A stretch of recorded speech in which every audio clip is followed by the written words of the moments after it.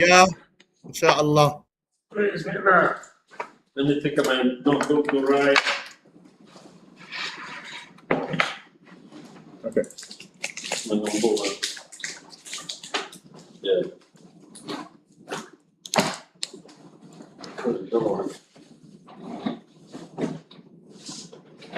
My dates and appointments were a bit haywire. What is that? The phone. Oh, and look at this man, this is cool.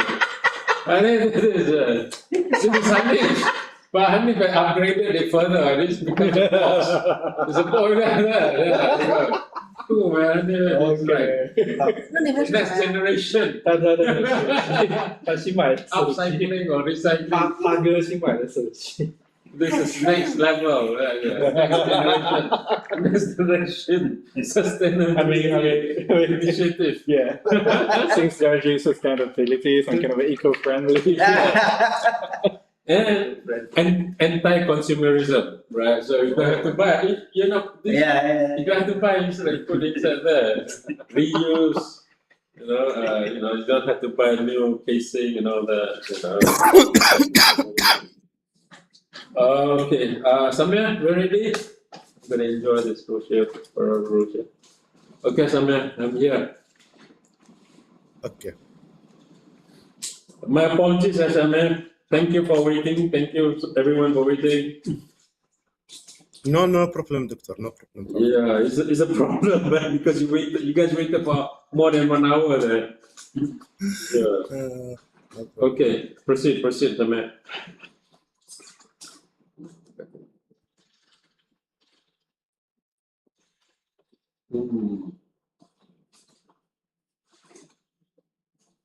This is so good to have in the morning. Okay, present. Amen. Samir, we're ready. Samir? Yes, I'm ready. Yeah, we're ready. Start? Yeah, you start. Yes, please. Okay. I will make the presentation as in Viva. That is in Wi-Fi, yes. Yeah. بسم الله الرحمن الرحيم الحمد لله الذي علم بالقلم علم الإنسان ما لم يعلم والصلاة والسلام على أشرف الخلق سيدنا محمد وعلى آله وصحبه أجمعين. Dear Supervisor, Dr. Reevany, my colleagues, Assalamu alaikum wa rahmatullahi wa barakatuh. Okay.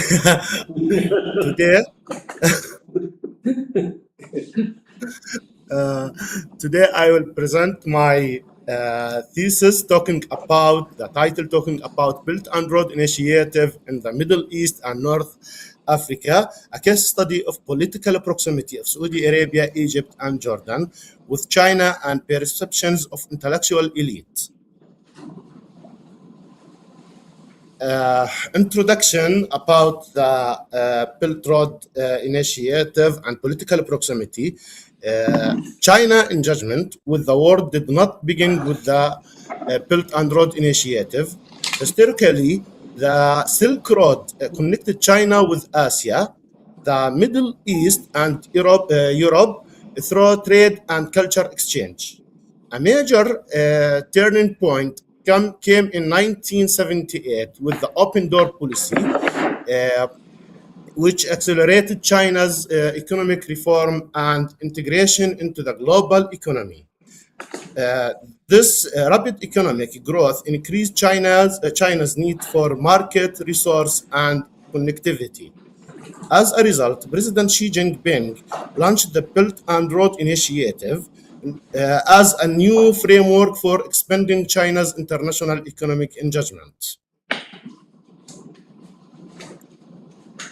The problem statement: many academics believe that expanding economic contact and cooperation between countries will lead to increased mutual interest and, as a result, increased political interaction between countries. Meanwhile, such studies contend that political tensions and disputes would have a detrimental impact on economic connections and international commerce. A small number of these studies look at the beneficial political connections between China and nations in the Middle East. Since China launched the PRI, the majority of research have focused on the economic joint ties and their consequence for the economic and other industrial and commercial sectors.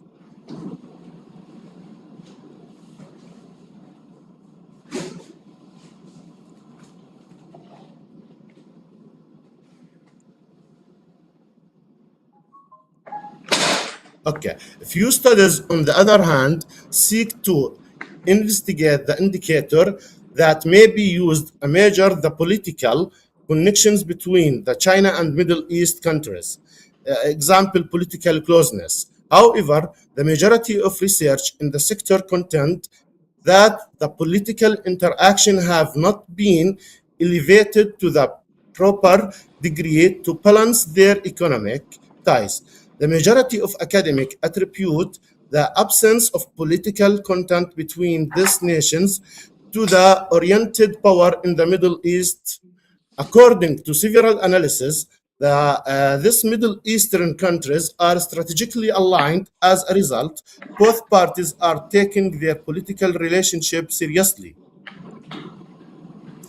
The study's main problem stems from a broad and central question: did the general development in China's economic relation with Jordan, Saudi Arabia, and Egypt after BRI launched the Belt and Road Initiative reduce or increase the political distance between China and those countries? If so, in what way? And if the political distance between China and other nations has shrunk, what are the reasons for this? If not, why hasn't political divide between China and those countries shrunk? If not, what stops that overall improvement in economic relation between China and these nations from narrowing the political gap? In order to address this question, there is need to identify, understand the quantitative indicator of political distance, and in more comprehensive way, away from any hasty conclusion, to judge the Chinese political relation with the case studies countries. Are basic pillar for understanding the reality of Chinese relation with those countries, and a basic pillar for charting their possible futures based on quantitative economic, political, and military cooperation. Now, okay. The research questions and objectives. Based on the problem statement above, the study has developed the following question: what are the economic changes before and after introduction of BRI in MENA? What are the evaluations, transformations under BRI? Is there transformations in political proximity before countries MENA under BRI? And what are the perceptions and explanations of intellectual elite communities, such as academic, field experts, consultants, about the BRI phenomenon? The research objectives: to identify economic change in KSA, Egypt, and Jordan before and after BRI, to analyze the transformation of political proximity in Saudi Arabia, Egypt, and Jordan with the introduction of BRI, to examine the explanations of case segment of society interaction elite communities about the PRI phenomenon, about the change. Now, one of the most important contributions of these studies is operationalizing political proximity. Political proximity was measured through 7 indicators: trade, investment, bilateral agreement, education exchange, diplomatic interaction, arms sales, and UN voting patterns. Together, this indicator capture both economic and political dimensions of interstate relations. About the methodology, the study employs an explanatory sequential mixed method design. Quantitative data coverage the period from 2003 to 2022 were analyzed and forecasted to 2032. 25 elite interviews were conducted. Both databases were integrated to explain not only what happened, but why it happened. By the way, the quantitative methodology, I will take the data from the secondary data, World Bank, International Monetary Fund, and websites. The qualitative data, the primary data, I will take the data from interview with experts. Now, rationale for case selections: Saudi Arabia, Egypt, and Jordan were selected because they represent the three strategically significant yet distant cases with the MENA region. Saudi Arabia was selected due to its economic-wide energy partnership with China and the coverage and the convergence between vision, Saudi Arabia vision, and the PRI.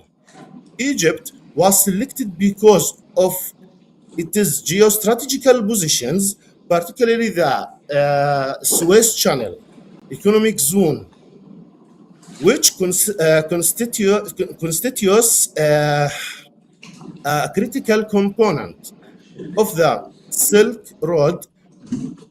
Now, Jordan was selected because it represents smaller state that engage selectively with China. Selectively with China, while maintaining strong security ties with Western partners, United States. Together, this case provide Egypt and Saudi Arabia and Jordan. This case provides sufficient variation to examine how economic engagement under the PRI translates into the different level of political proximity.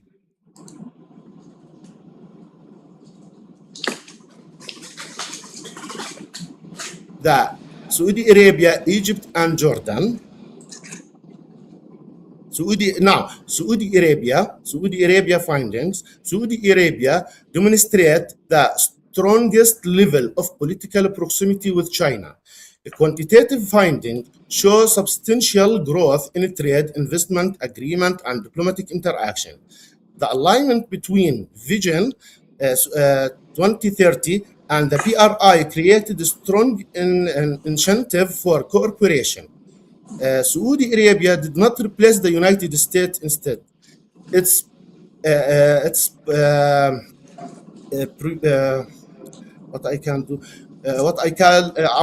I call calculate strategic proximity.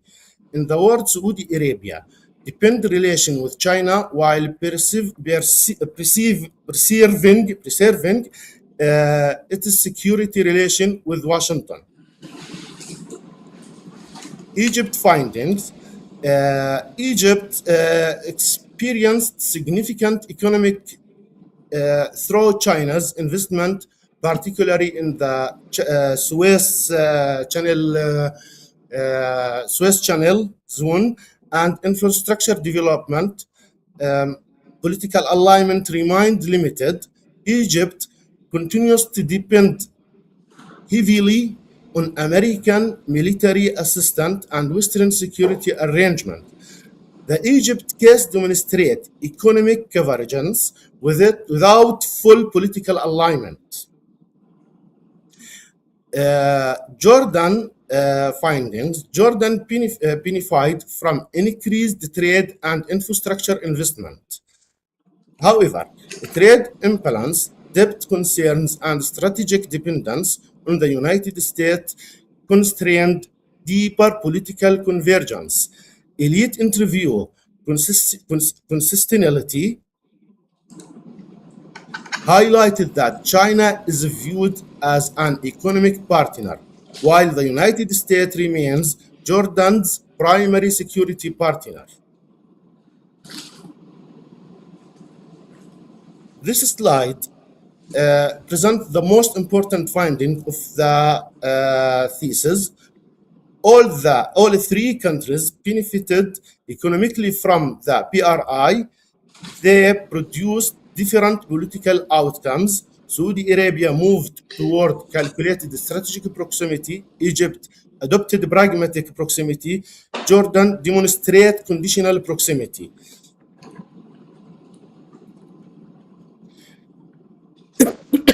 This diagram presents the main themes identified from the elite interviews. While most respondents recognized the economic opportunities created by the PRI and supported diversification of partnership, they also stressed strategic autonomy, sovereignty consideration, and the impact of US-China competition.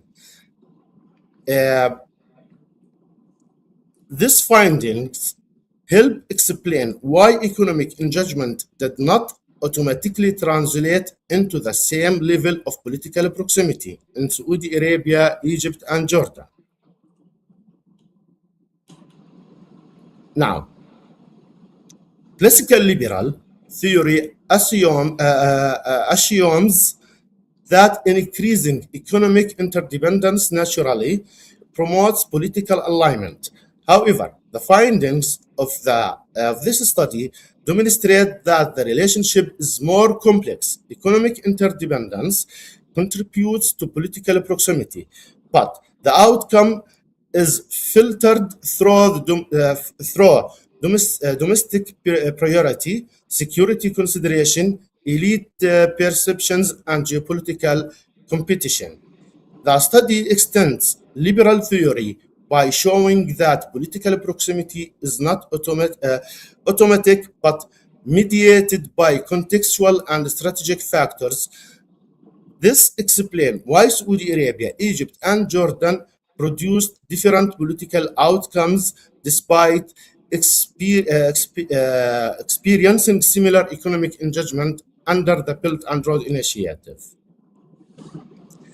Now, the study, a practical contribution, the study offers practical implication for policymakers.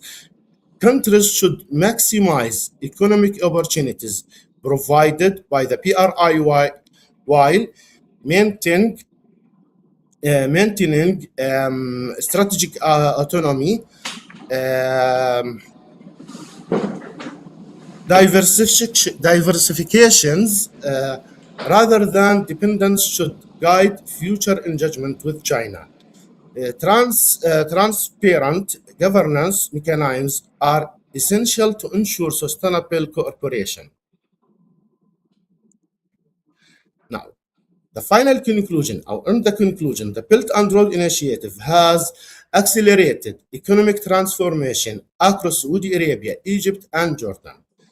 Political proximity remains shaped by domestic priorities, security considerations, elite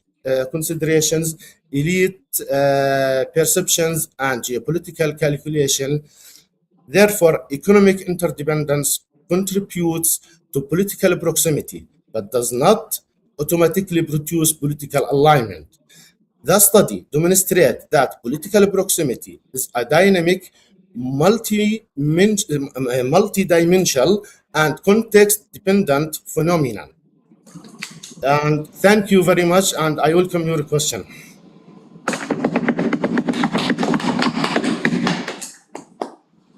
Thank you, Samir. Finally, you reached this stage. Alhamdulillah. Alhamdulillah. Happy that you have reached this stage now. And then this is the you're about to reach the peak of your PhD journey. The halfway peak is a PhD journey is going up. So you're reaching the peak. After the peak is your viva. The apex is your your viva. After the viva, you haven't completed. Then you got to go down the mountain, right? So this is the which one did we win? Badr or Uhud? Which one did we win? Samir, Yes. which war did we win? Badr or Uhud? I don't understand. What? Important point there. Say, which war did we win? Badr or Uhud? The war Uh, of Badr, yeah? the you the now The I am not read. I'm trying to make the presentation as the diagram. okay. You didn't understand my question. It's okay. Which one did we win? Badr, I think. Uhud, Badr, okay. Africa. Yeah, anyway, we'll come back to that one. We will check on that one. Okay. There are a number of things I'm focusing. My feedback to you is three parts to my feedback. My comments. Number one is about the presentation itself, right? So now we are focusing a lot on the presentation, and your content and the preparation for your Viva. So I will talk about the content, the presentation first. First of all, take note, yeah, and it applies to all of you, right? All of you. This is where you will control the slides, right? That's you from you're close, you come close to your Viber. Hanif also, right? So use your cursor. Use your cursor. You know what I'm saying? Okay. I will use the. Use your Okay. cursor. Yeah, you got a point. Yeah. Especially now that you're doing it online, it's even more important to make your cursor bigger, more obvious. It can be seen. So as you talk, you're pointing your cursor, right? And it is especially important because we are non-native speaker. Okay, I think that's my throat right now. Like, the Russian nuts is in my throat right now. Okay. It's Sorry. okay, it's okay.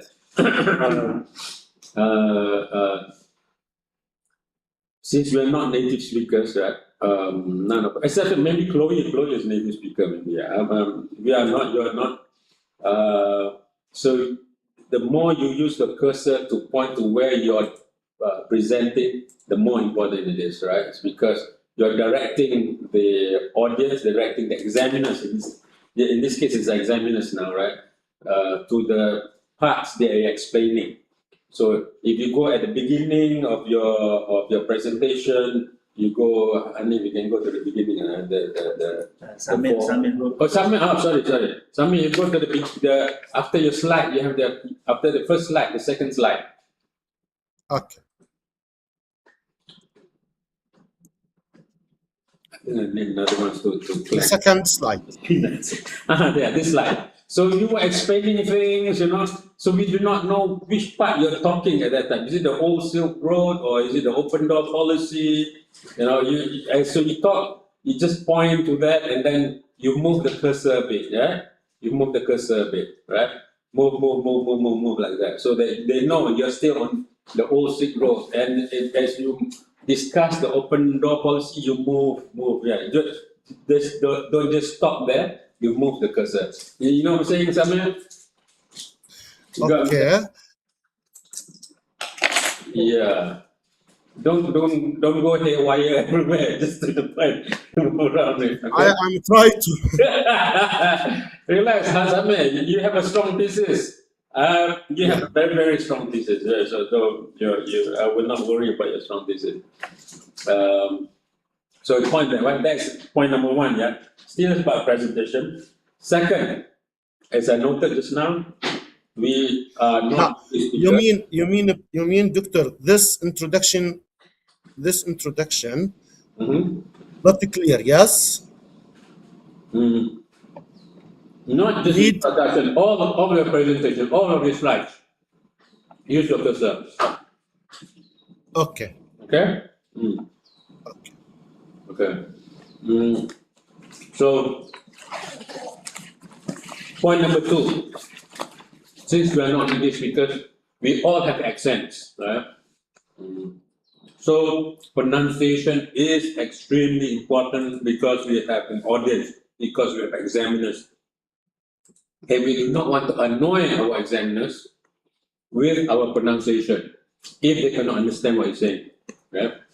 So, what you do, Samir, you go to Google or whatever you have there. Yeah, of course you have Google. You just go line by line, listen to how Google pronounce each word. Right? Go one word, one after another, and then repeat it. Do this at least 10 times. Right? So there are certain words that I figure out what you're saying, like examine. I think you say examine, I think. Remain, you say remind or something like that. Mutual. You go to problem statement, the next one. The next slide. Yeah. The next slide. Okay. Okay. Here, Doctor, I think you have the word mutual here somewhere. Yeah. Increase mutual. they are 4 slides, but I make this one. So the first slide is not yes, that slide. See the word the second line to increase mutual interest. So the word is mutual. I think you pronounce it something else, right? So, but I will not be pointing one by one because certain words I can hear, certain words I'm not sure I heard it. But for the most part, there's no problem. But certain parts, there is certain words, there were a mispronunciation or Yeah. for me to capture. So go word by word. I'm just pointing out what I can hear. I think the other one you were talking was beneficial. See the word beneficial there is the second paragraph, beneficial political connection. I think you use a different word, you pronounce it differently. Right? So so I think you found you have how did you improve your pronunciation? How do you How do you improve? Because you improve your pronunciation. by phone practice? You practice. Well, how do you practice? Follow the voice. For the voice, okay. Internet. What app do you use though? Google and Baidu. Oh, Baidu, the Chinese one. Yeah, okay. So use Google. So you have the presentation. Samir is your drones. Oh, you're in Qatar. You're the opposite. Okay. This is your first line of weapon. The first line of defense. You can control your slides. You can control your presentation. So make it perfect. Make it strong. Make it convincing. Right? So you can control the pronunciation. Make it as perfect as possible. Yeah. So that's point number 2. And there are other parts that there are certain words that I did not get. Number 3. Where is it? Okay, number 3. Methodology. Let's skip to this is much more substantive to the content of your presentation. Right? Methodology. Okay. You did have numbers that you quoted in the explanation of it, right? Yeah. So put the numbers down because the numbers for the primary data, secondary data, you collected data. You just name, and then because you have an impressive number of data from the websites, right? The UN websites. You were comparing, Voting patterns. voting patterns, right? So you were your data. The data points was like hundreds or thousands. I forgot, right? Thousands, I think. Samir, is it 1,000? 1071, I think. Put that number, right? Put that number there because it's powerful. Okay, because I put 1025. Okay, put it at the back again. So remember, we are in the Sun Tzu Art of War. You want to show that you have strength, you have power, right? What's that? Okay. Who's talking? Oh, you did. Okay. Okay, so we put the number there to show that you have done your work. Right? You have done a lot of work. So In the secondary data, I will put the number. Yeah. the number, yeah. So Yeah. you explain that I've analyzed 100, 1,000 numbers or whatever, and I've looked at comparing their voting patterns word by word, right? So Yes. so mention put a number later on, right? Um, next, all right. Okay, now it's about time. Now it's about time. So you started at 10:38, you finish at 10:55, right? So you Yeah. did less than 20 minutes, more than 15 But minutes, right? So your target should be 15 minutes. Your target should be 15 minutes, 1-5. Right. You did not exceed it by uh, 10, 20 minutes, you exceeded by just 3 minutes or so. So it's not a big problem. But just in case the chairperson stopped you at he stops you at the 15-minute point, then you cannot present the rest. So make sure your presentation is limited to 15 minutes. Yeah? You can exceed a bit, but not too much. Right? So you need to have the slide presentation strategy. What does it mean? Now, I was also noting that can you go to the rationale slide, go down a bit. Go down to the rationale, 1 slide, 2 slides down.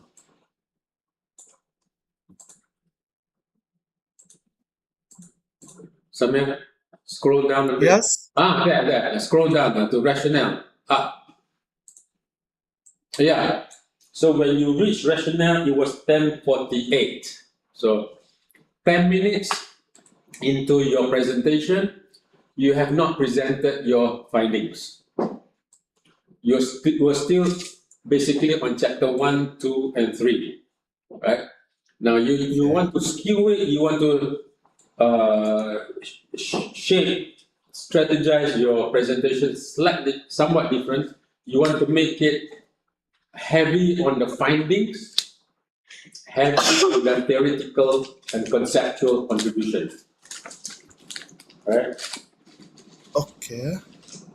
All right. So the most you want to do is 7 minutes is on introduction, problem statement, rationale, case, methodology. Only 7 minutes the most. You can even go 6 minutes is fine. It's even better, right? So go for 6, 7 minutes. Remember, the whole idea of presentation is to show that you understand and you have a strong thesis, right? So you presented a methodology to show that you have strong thesis, you have strong data, and then you go to the analysis part, right? The findings and analysis. That's where all your missiles and your defense mechanism and your drones are. It's in your findings and analysis. That's where we fight, right? So make sure you balance your presentation, remove certain parts or combine certain slides so that it's only 6 to 7 minutes of chapter 1, 2, and 3 up to methodology, right? After that, the next 7 minutes, 8 minutes, 10 minutes is about your findings. Okay, you got that right, Samir? Okay. Good. All right, good. That's mean. You need for me chapter 1, 2, 3 takes 6 to 7 minutes. Yeah. Yes. Mhm. Then chapter 4 and 5 around 10 minutes. That's 8 to right. 10 minutes. That's right. That's right.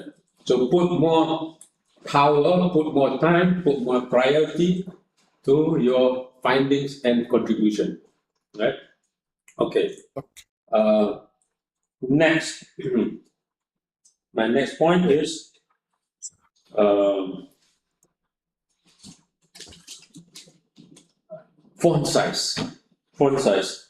So look at your why Saudi Arabia, Egypt, and Jordan. You have good infographics visually, but the font size is hard to read. So you want to increase the font size so that people can read the font size. People can see the font size.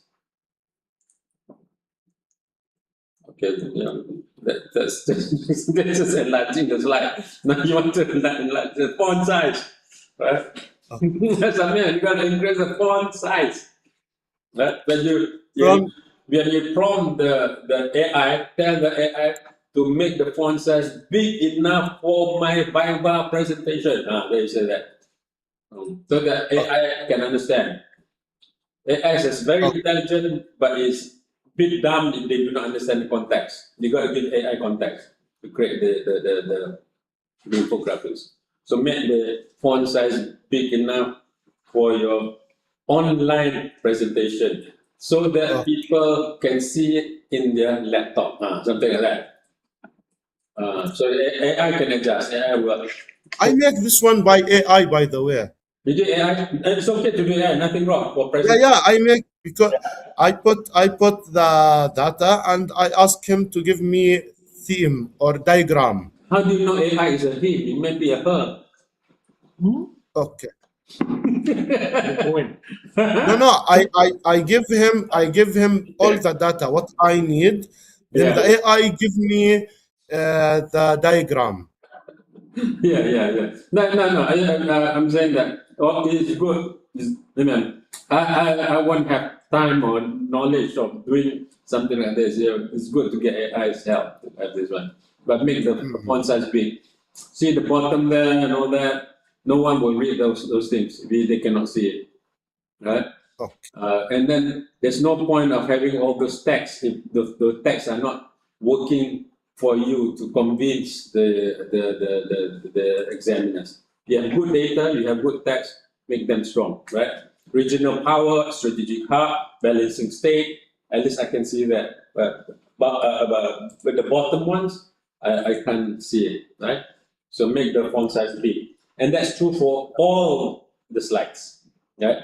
Unless it's really not very important, right? Really the small detail, then it's fine. But the more important the words are, the more that you want to make it bigger, so we can see. So that's one size. Okay, the other part that you want to emphasize now. So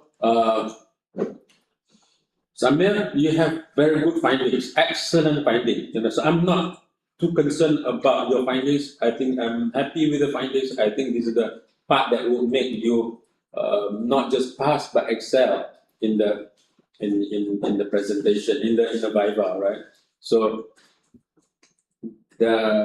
you want to highlight your finding. You want to make it strong. You want to spend more time explaining your finding, right? So what Saudi Arabia regional power, they expand on that, make it strong. Egypt, strategic hub, expand it, make it strong. Jordan, balancing state, right? In the context of GRI. Now, the part that might not, I'm not sure that is obvious is your theoretical contribution. You need at least 1 or 2 slides on theoretical contribution. Now you can frame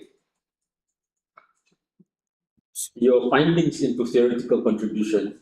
You want to say that theoretical contribution number 1, theoretical contribution number 2, theoretical contribution number 3. You want to be able to say that. Okay. You got it? So you can call the first theoretical contribution. So about Saudi Arabia, the regional power is actually you have the what is it? Yeah, you have the qualitative data explaining all this, right? So that is connecting your quantitative because you're doing sequential explanatory, right? Yeah. Yeah. So Yes. that's the theoretical contribution. You actually have theoretical framework. You can go down there. The next letter, the elites explanation. The next slide. The next slide. Okay. After Theoretical Jordan, contribution. I think after Jordan.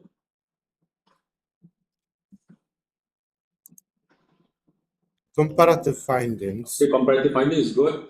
So Yeah. what leads to calculated strategic proximity? That's good. That's a model that is actually theoretical. You can call it theoretical / conceptual contribution. Theoretical or Comparative. because conceptual, because it's conceptual, not necessarily theoretical, conceptual, right? Oh, But your yes. theoretical contribution is coming with explanatory data. The next slide. The next slide. Okay. Right. So this one, you see, you have all this why economic engagement doesn't lead to automatic political alignment. This is their theoretical contribution. So people say, well, when BRI comes about, the countries will be much more aligned to China and all that. Not necessarily, right? Doesn't automatically happen, but it can happen if you look at these 5 different contexts, right? That is, so you want to put the word theoretical contribution on top of your slide there, Samir. The other one is the conceptual contribution. You can put theoretical / conceptual contribution. This one theoretical concept / concept. Both you can put both. It's fine. Right. So one is about the models. The other one is about the factors, the contextual. I don't know why you call this one. I forgot what you call the explanation. The 5 different balls that that leads to political alignment or non-political alignment. So use the word theoretical / or theoretical hyphenate conceptual contribution. You want to talk about that, right? Right, Samir? Okay. Okay. That, Now, yeah. just to sure what I am understand. You mean I will add after comparative findings, I will add theoretical contribution, yeah? Up there, yes. Yeah. The theoretical contribution you need for me numbering 1 theoretical contribution, 2 theoretical contribution, yeah? Yeah.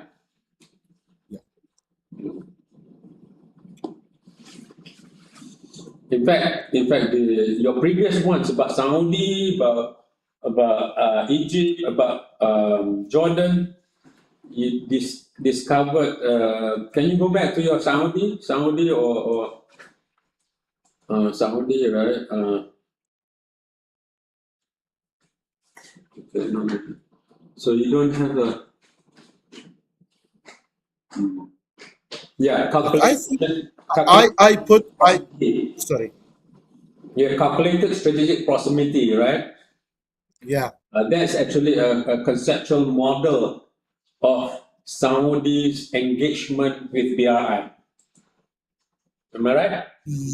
Yes. Yeah. Saudi Arabia. Yeah, Saudi Arabia's model, it's a conceptual model, a conceptual framework, and you capture it as a calculated strategic proximity. So that is calculated strategic proximity is actually a theoretical / conceptual contribution that you have developed or discovered, Okay. right? You found Yes. all this. This is part of your findings, and you put together in a way I yeah. I put the theoretical contribution, for example, Saudi Arabia and the Saudi Arabia finding, in the slide Saudi Arabia finding, in the Jordan findings. Yes. Yeah. Theoretical That's me. / conceptual, not just theoretical / because some examiners might think that this is not theoretical enough, but it's definitely conceptual, right? So if they say this is not theoretical, they say take up theoretical, maintain conceptual, you maintain conceptual, it's fine. Right? But it is a contribution. It is an important contribution, right? So you want to focus more on this part of it. Yeah? So bring up that theoretical contribution. Yeah, theoretical conceptual contribution. I think this is very good. This is very good. And you come up with those terms. These terms are in your thesis, right? Remember reading about it, yeah. Again, please. These terms that you have is in your PhD thesis, right? Yes, yes. Okay. Every word from thesis. Okay. I'm enjoying this more. Someday you should come here. They have Banana Russia. Inshallah. I wish that. I need that. Okay. But I tell you what, I like the kunafa. Yeah. Kunafa. Kunafa. The one you Kunafa. Kunafa. Kunafa. Dubai kunafa. Oh, The one. when I come, I will bring frozen kunafa. No. Look, and I'm bake not asking you it. to. No, I'm not asking you to bring. Remember we ate here at Ivory? Yeah, we went. How did you do that? Yeah, no, but kunafa. Yeah. Remember upstairs, the Ivory upstairs? Yeah, that's good. The kunafa is actually beats the Western chocolate. Right? I like kunafa very well. Yefeng, have you eaten kunafa yet? Kunafa. You haven't, right? You should try Arab dessert called kunafa. 看 kunafa Kunafa. 啥意思啊？有一个阿拉伯的甜品叫可纳法，老色。哦， You can eat it at Ivory. Okay. Yeah. Yeah, they have upstairs there. Specialized dessert. Arab dessert. Specialized. I hope it's still open. It's still open, eh? Hope it's still I open. see in the shop. Still open, eh? Okay.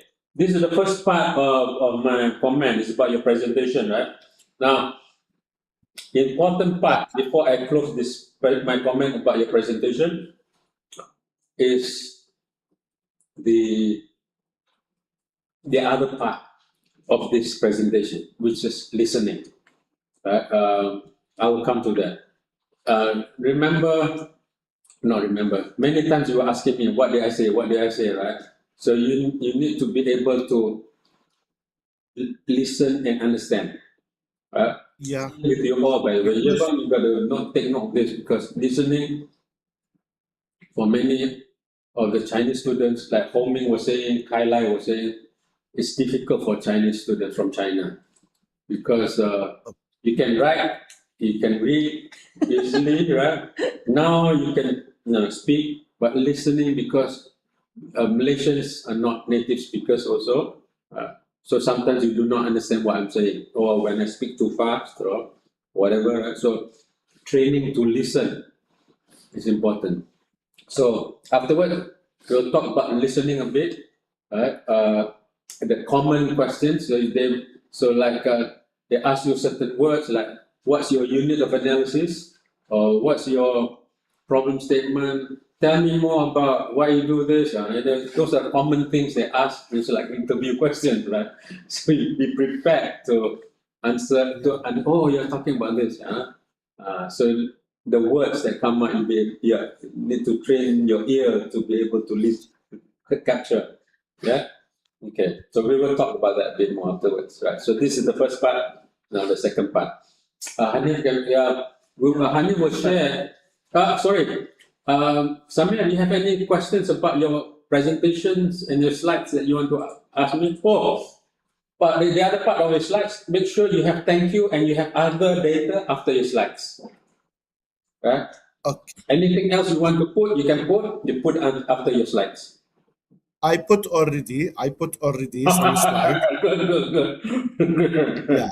Good job. Because I think you'll ask me what's the difference between the time series acceleration and the difference between forecast.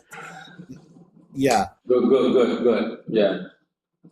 Yeah. And I put some data, but I need to ask you something about problem statement. All right, go ahead. I need your recommendation about the problem statement.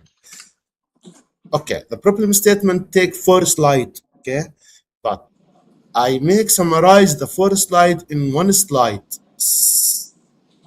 You need to summarize 1, 2, 3. You have, I think you have 3 or 4 slides on problem statement, right? Yeah. So What do you summarize it. think, or what do you advise me? Take 4 slide, or I will put same this one is in 1 slide. This is good. Well, you have this problem statement, the first slide. This is already good. If you need to, you just add another slide, not too many slides.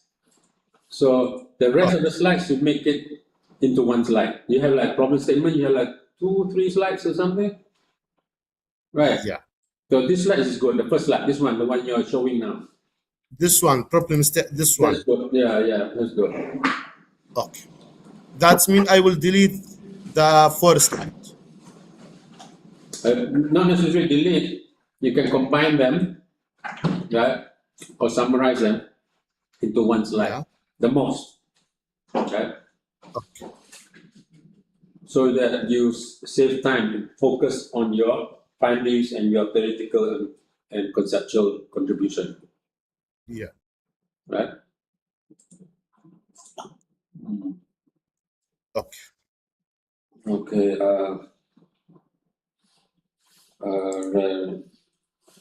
Okay, now open it. There you go. Share.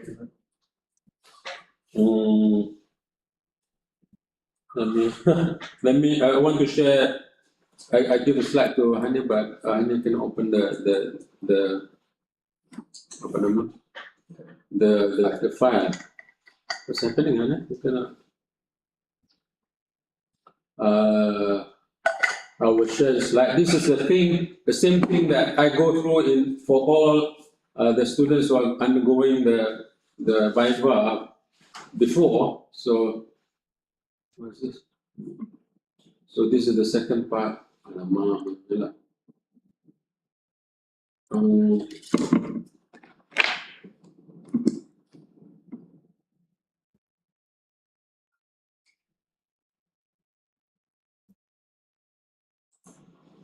Something, WhatsApp is doing something weird.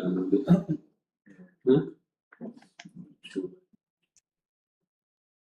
Okay. I think I can open it now. All right. Sharing the screen. Yeah, I can share the screen. I'll share the screen.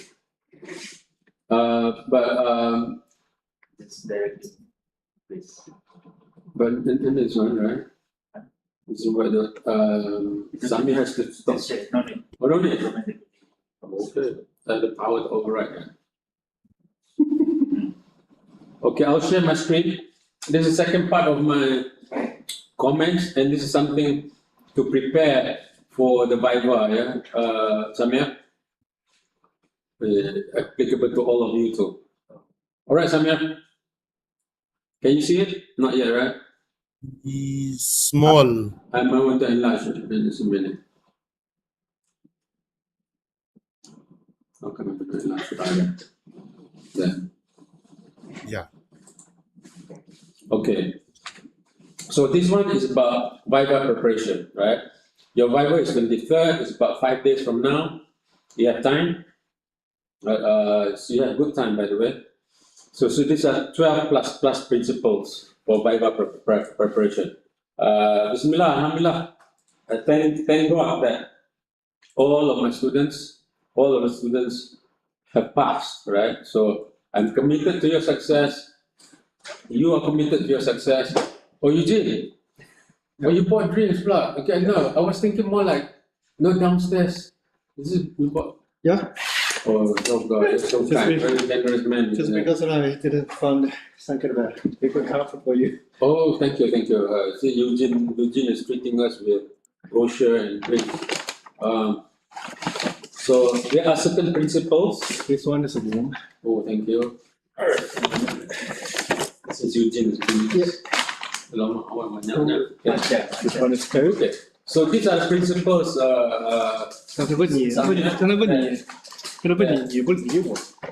that throughout my experience as a examiner, as a supervisor, as well as an examiner, I thought I want to document the principles. Oh, this is wonderful, wonderful. Okay, okay, thank you. All right, thank you. How about you? You should drink. You're dieting. Okay. No, it's just not that time. All right. These are the principles to guide. Yeah. So, first and foremost, number one principle. Yeah. Number one principle. You have reached this level, Samir. You have reached this level. So, principle number one, I call it the principle of golden rule. Start with the golden heart, with God and good intentions in your heart. Intention creates the right mental, emotional state. So, I'm a believer of vibration and attraction. We have good intention, attract good vibration. In Arabic or in Islam, we talk about niat. Samir, what's the Arabic word? Niat, intention. Niat, right? not niya, Huh? not niya. An Arabic word, niya. Niat. Yeah. From my heart. From your heart, niat, yeah. No, not niat, niat. Okay. So Niya. we become niat. Niat. So it's the intention. So go in with good intention. Remember that we don't necessarily treat the viva or treat the examiners as enemies, right? We are thankful that we have reached this stage. You have reached this stage. So go in with that positive, divine intention that I'm here to do the good. I'm here with good intentions and the right mental, emotional state. So that is the first one. And I always believe also in Chinese, 好心有好报, right? So, right? Sometimes we're just going to be like some kind of like a Buddhism says Buddhist, karma, yeah. Karma, that's right. So that's the first one. Now the second one, so we begin with the golden heart. The second one is probably second most important principle is the principle of sensing. So sometimes people say, oh, should we be firm or should we be soft? Should we be argumentative? Should we defend? Should we fight? What should we do? The answer is, those are the wrong questions. The question is, how should we know what to do? Right? So to answer that question is to use the principle of sensing. Right? Counter argue or not counter argue, change or not change. This is the Wing Chun principle of feeling the enemy, feeling the energy is coming. Sometimes they're asking a question because they want some facts. So you present the facts. What happened to my? What happened to my? I want to see faces. Oh, what happened? Wait, here. Show video view. Yeah. And then? Yeah. Okay. So sometimes, Samia, they ask you question because they do not understand, right? Sometimes they ask you because they want to see whether you know what you're talking or not. Sometimes they ask you because they want to challenge you, right? If you do not know, you ask them, is this what you're asking me? Would you like me to explain this? Just now, like Samir, you asked me, right? Is this right what you're telling me? 1, 2, 3, right? You repeat that. That is a good way. So if you're not sure what they're asking about, you're not sure what, you just clarify your sensing. But sensing is very important. Do not fight when there is no need to fight, right? Do not defend when you need to defend, right? But I cannot tell you to defend or fight by not knowing what the examiner is doing to you, right? So, two examples. One is a Malaysian, the other one is from my first students from China, right? So I have a first student from China. The chairperson gave her 10 minutes for presentation, and then she presented for 15 minutes and went on for 20 minutes. She just go bang, bang, bang, bang, bang, bang, bang, bang, bang. She doesn't stop, right? And then when the examiner asked her, she would defend and then she would fight, she would argue back, she'll argue back. No, it's not like that, it's just like this. Right? She continued to argue. Right? And then I have another student, Malaysian student. Opposite. Now, you should do this, the examiner said. Okay, this is my mistake. It's my weakness. I will do that. Yeah. And you should change this way. Yes, I will change it that way. So I did not notice it is my mistake. It's my mistake. I will change this part. I will change. He completely behaved in a submissive way. Submissive way. Whereas the other one, my student from China, she completely did the opposite method, which is fight and fight and fight and fight. Both passed. Right? The examiners, for the first, by the way, examiner was wrong, by the way, the first one. The second one, the examiner was wrong. The first one, the Chinese student, the examiners, the committee said, she knows her stuff. She can argue well, she's assertive, she knows her stuff, she can reason very well. They like her very much, right? Because the examiners like that kind of engagement, right? So the examiner, my Malaysian students, the examiners praised him.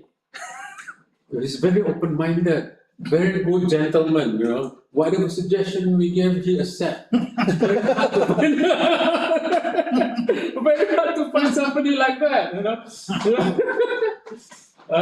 Now he's now a lecturer in UUM now. That was my first student, my Malaysian student. So I cannot tell you to fight or not to fight, depending on the question that is coming to you, depending on the energy that's coming to you. So sometimes when people do not attack, just pose some question, they tell you I'm gonna bomb you, right? But they bomb you set in places that is not dangerous. They do not want to attack you. They said, "Hey, be careful, I can bomb you, right? So please don't attack us. But you attack us, we'll attack you back, right?" I think that's what Iran did, right? But I will do this. I will change. Yes, sir. Yes, sir, that's right. In some cases, when the examiner be firm, they say, do this, you say change. Right? I will tell you about when to change and what not to change, right? So that's principle number 2, sensing. Do not immediately react. Do not immediately react. One of my students who actually had problem, right? He's a Malaysian too. He's the best student from Universiti Malaya, came here and did his postgraduate with me. Smart student. He even profiled, he was a psychology student, he did profiling and all that, right? Trying to be Sherlock Holmes, right? Was profiling me at that time, so I liked him very much because he taught the things that I like, So I took him in, become a research assistant for a while. So he did profiling during the Viva. I told him, do not do profiling, right? Do not do static assessment of the examiners or the chairperson. He started passing number 2, right? There's 1, 2, 3, 4, 5. 1 is 0 or no correction. 2 is minor correction. 3 is major correction. 4 is resubmission, right? 5 is fail. So he came in with 2, he come up with number 4 from the Viva. That's bad because he came in, the examiner's report gave him 2, right? He came up number 4 because of the Viva. because he was attacking the examiner. He was attacking the chairperson. The chairperson was supporting him. And he was doing racial profiling, racial all that. It was really bad, you know. He was saying that, I'm a good student, you know. I know what I'm doing. I'm a good student. And then the chairperson asked him to examine one page at a time. That's terrible, one page at a time. So he came out resubmission. Thank God he did not fail. Right? And then I have another student from Indonesia. From Indonesia. He did his Bible here in CPR. The other one was doing his Bible in social science. At that time, it was in social science. The Indonesian student, he came in, he wears suits with a jacket. You know? He don't wear suit. I don't wear suit here, right? So we are quite informal. In USM, we have informal culture. In UUM, it's much more formal with tie and all that. Yes. In USM, we have informal culture. We don't wear suits, right? But he wears suit. At first he was putting a tie and all that. It's okay. I told him, I won't mention his name. Go ahead. If you feel more comfortable wearing suit, go ahead. He's, by the way, a communications lecturer, communication lecturer. So he stand up, you know, he was giving his presentation. So he started with the number 3, he ended up number 2. So it was good because he was confident, he was engaging, he was having eye contact with the communication person, right? It's communication lecturer, right? He was having eye contact, he was smiling, he was engaging. Almost like Zoran Mamdani of New York Mayor, you know, it was like very engaging. So he came up number 2. So I was impressed with his communication, right? So I like that. So what my point here is, what happens in the Bible can change the decision. So it can change the decision, right? And I have seen that not just in my students, I've seen it at other students as well. Right? So that's point number 2. Number three, principle number 3. This is very important. Principle of mighty coconut tree. 椰树 is 提示者。this is Yesu. That's Jesus. That's Jesus. But sometimes Yeshu means the coconut tree. Coconut tree, that's right. That's why some of my Chinese friends joke about that. Especially my Buddhist friends. I won't believe in coconut tree. They joke about this. Malaysians joke about things a lot. So the principle of mighty coconut tree is this, Samir. You might ask the question, when do I change, when do I correct, when do I not correct, right? The answer is this. If they ask you to make correction, if the correction is minor, small correction, like, you did not study this professor or this theories or something that you don't have that in literature. You say, yes, okay. I take note, I will put it in my literature. It's very simple to do a literature review of one person or one article or one book. You just read the book and put in one paragraph, the most 1 page. It's fine. You make that correction. So if it's a paragraph, it's 1 page. If it's 2 pages, 3 pages, accept the correction. You do not have to argue, right? But when do you argue? You argue when they ask you to collect new data. That's when you argue, right? You do not want to go to collect new data.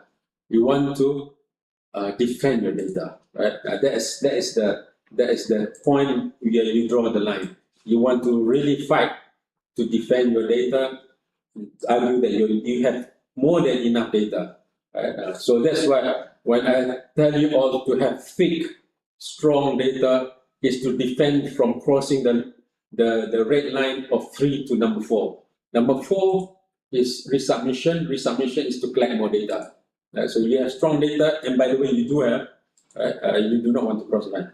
So the principle of mighty coconut tree is it's like coconut tree, like or oak tree. You let the wind blow.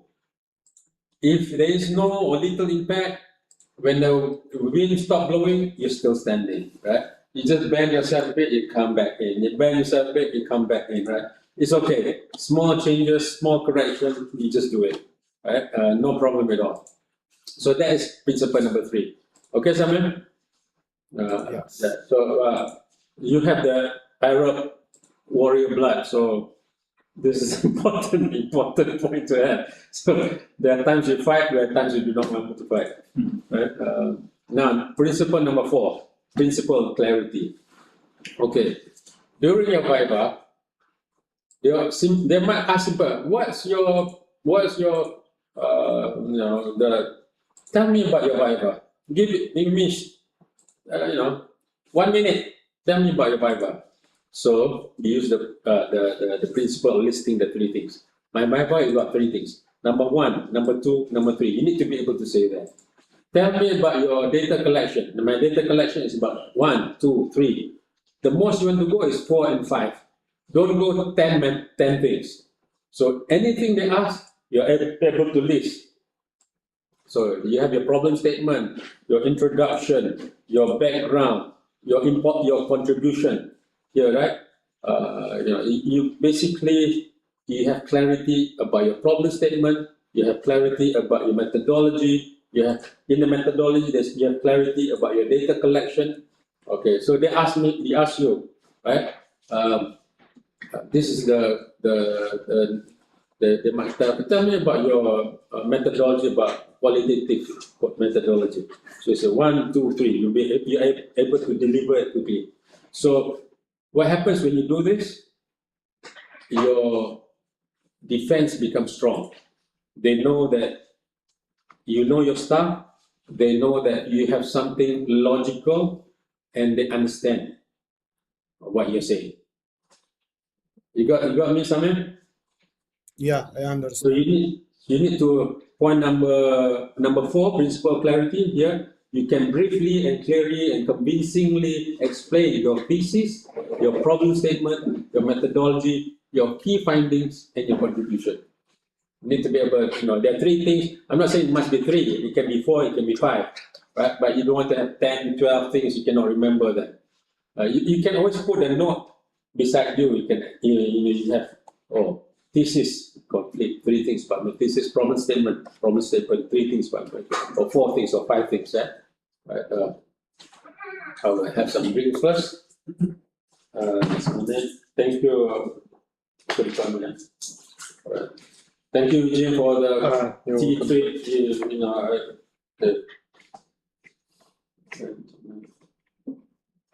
Okay, that's something. Okay.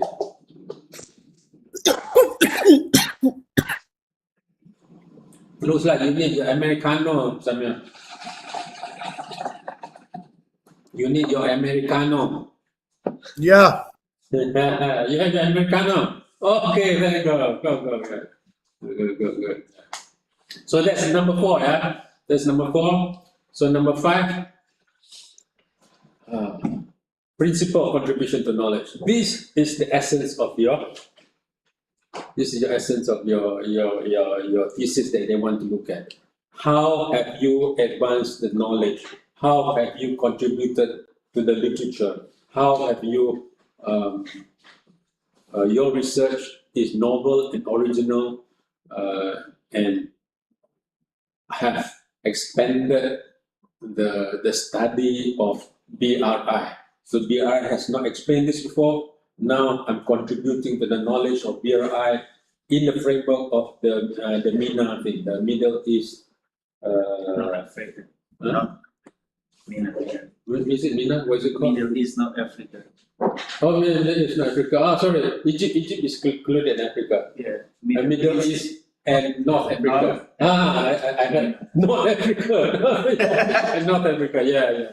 That is, so you want to be able to be very clear about this and be able to explain it deeply, right? You got to be explain. This is something that is the whole PhD will lead to this kind of like what's your discovery, what's your important discovery, what's your important contribution. This is it. And you have wonderful findings, by the way. This is good. You become the expert after this, Samir. but authority about this one. So this is really good. So you know about that. Number 5, yeah. So we go to number 6. Number 6, principle of reaffirming. Now, sometimes this can happen, yeah, Samia. They ask you a question. And I have experiences. My student or not my student, I forgot. There's one lecturer I remember from political science, from social science. This is all junk. You write all over the place. You write about this, you write about that. Your data is everywhere. I do not understand what your research questions are. I don't understand your methodology. You write about this. Your sightings are bad. Oh God, like they're coming like that drone attack. 10,000 drones coming to you all over the place, right? So what do? Simple. The 6th principle of reaffirming. Come back to the meditation. Come back to the center. You say, okay, my thesis statement, my research questions is this. Your compass is your research questions, right? This is how I answer my research questions. The compass, remember, is your research question, right? My research questions are 1, 2, 3, and this is how I answer my research questions. And this is what I've discovered from my research questions. Right, so go back to your research questions. That is the center. And the way all your different parts of your chapters connect to your research questions, right? So if they attack they're bombarded with different bombs on different chapters, you go back to your research question. Methodology is answering your research question. Your introduction leads to your research question. Your problem statement leads to your research question. The literature review is about developing your research question, what the research gaps are, right? And your contribution comes from answering the research question, where you get the findings, and then your analysis lead to the theoretical and conceptual contribution, right? So the center is your research questions. So if there are a lot of bombardment, a lot of attacks, continuous, all over the place attack, you go back to the research questions, So that's number 6. This is to come back to the center. Number 7, principle of aligning and redirecting. This is about the Tai Chi method, right? The Tai Chi method is to understand that during Viva, the examiners have absolute power. They're like kings. You do not fight the kings. You do not, what is it? No, not the fight. You do not, they have absolute power. They can do just about anything they want, right? So if they were to suggest, they say, oh Lord, what is it? Yeah. Why do you use? Why do you have sequential explanatory research design? Why don't you use sequential exploratory research design? Put the qualitative first and then the quantitative second, right? Remember, they have the absolute power. So how do? You align and redirect. So you do not go fight back. I disagree. Careful with that word. So do not use the word I disagree. Right? Don't even use the word but, B-U-T. Right? So you say that, you know what? I know this problem. I have this problem. I've been thinking about this problem for many nights. I cannot solve this problem. I talked to my supervisor, and you can say something like that. I agree with you. I have this problem. And then my supervisor they say this, or I discovered this method. So you are not dismissing the energy. You're not dismissing the importance. You're not making what the examiner's point little. You're acknowledging the examiner's point. You're absorbing the examiner's point. You're aligning the examiner's point, but you align and you redirect, right? Using the energy of the enemy to push back the enemy, right? That's Tai Chi, by the way, right? Yeah. So especially we are small because we do not have the power. So the words that you want to avoid is I disagree. What they want to avoid is but, for instance, like this. Okay, the points that you have raised are very important, but I have discovered this. So don't use the word but. So the points that you have raised are extremely important, and this is what I've discovered. See, it's the same statement that you just change the word and the word and becomes an agreeable statement to the examiners. Instead of saying but, you agree, right? You pointed out A, you pointed out B, you pointed out C, and this is what I'm doing. Instead of but, this is what I'm doing. So you are fighting with the examiners when you do not need to fight. Right? So instead of doing but, you just and. Right? Do not use the word disagree, and empathize, meaning you feel, you understand the points of the examiner, and you take it in. You say, I understand it, and I feel it, and this is how I'm doing it. You got me, Samir? Yeah. I think this can be your strength because you are a passionate person. Yeah, Arabs are passionate people, right? So I do not have problem with that one. You just got to show your passion. You got to channel your passion. You say, you be warm and just like you, Mutadi. They are passionate people. Iranians are much more rational. I think more rational. How about Chinese?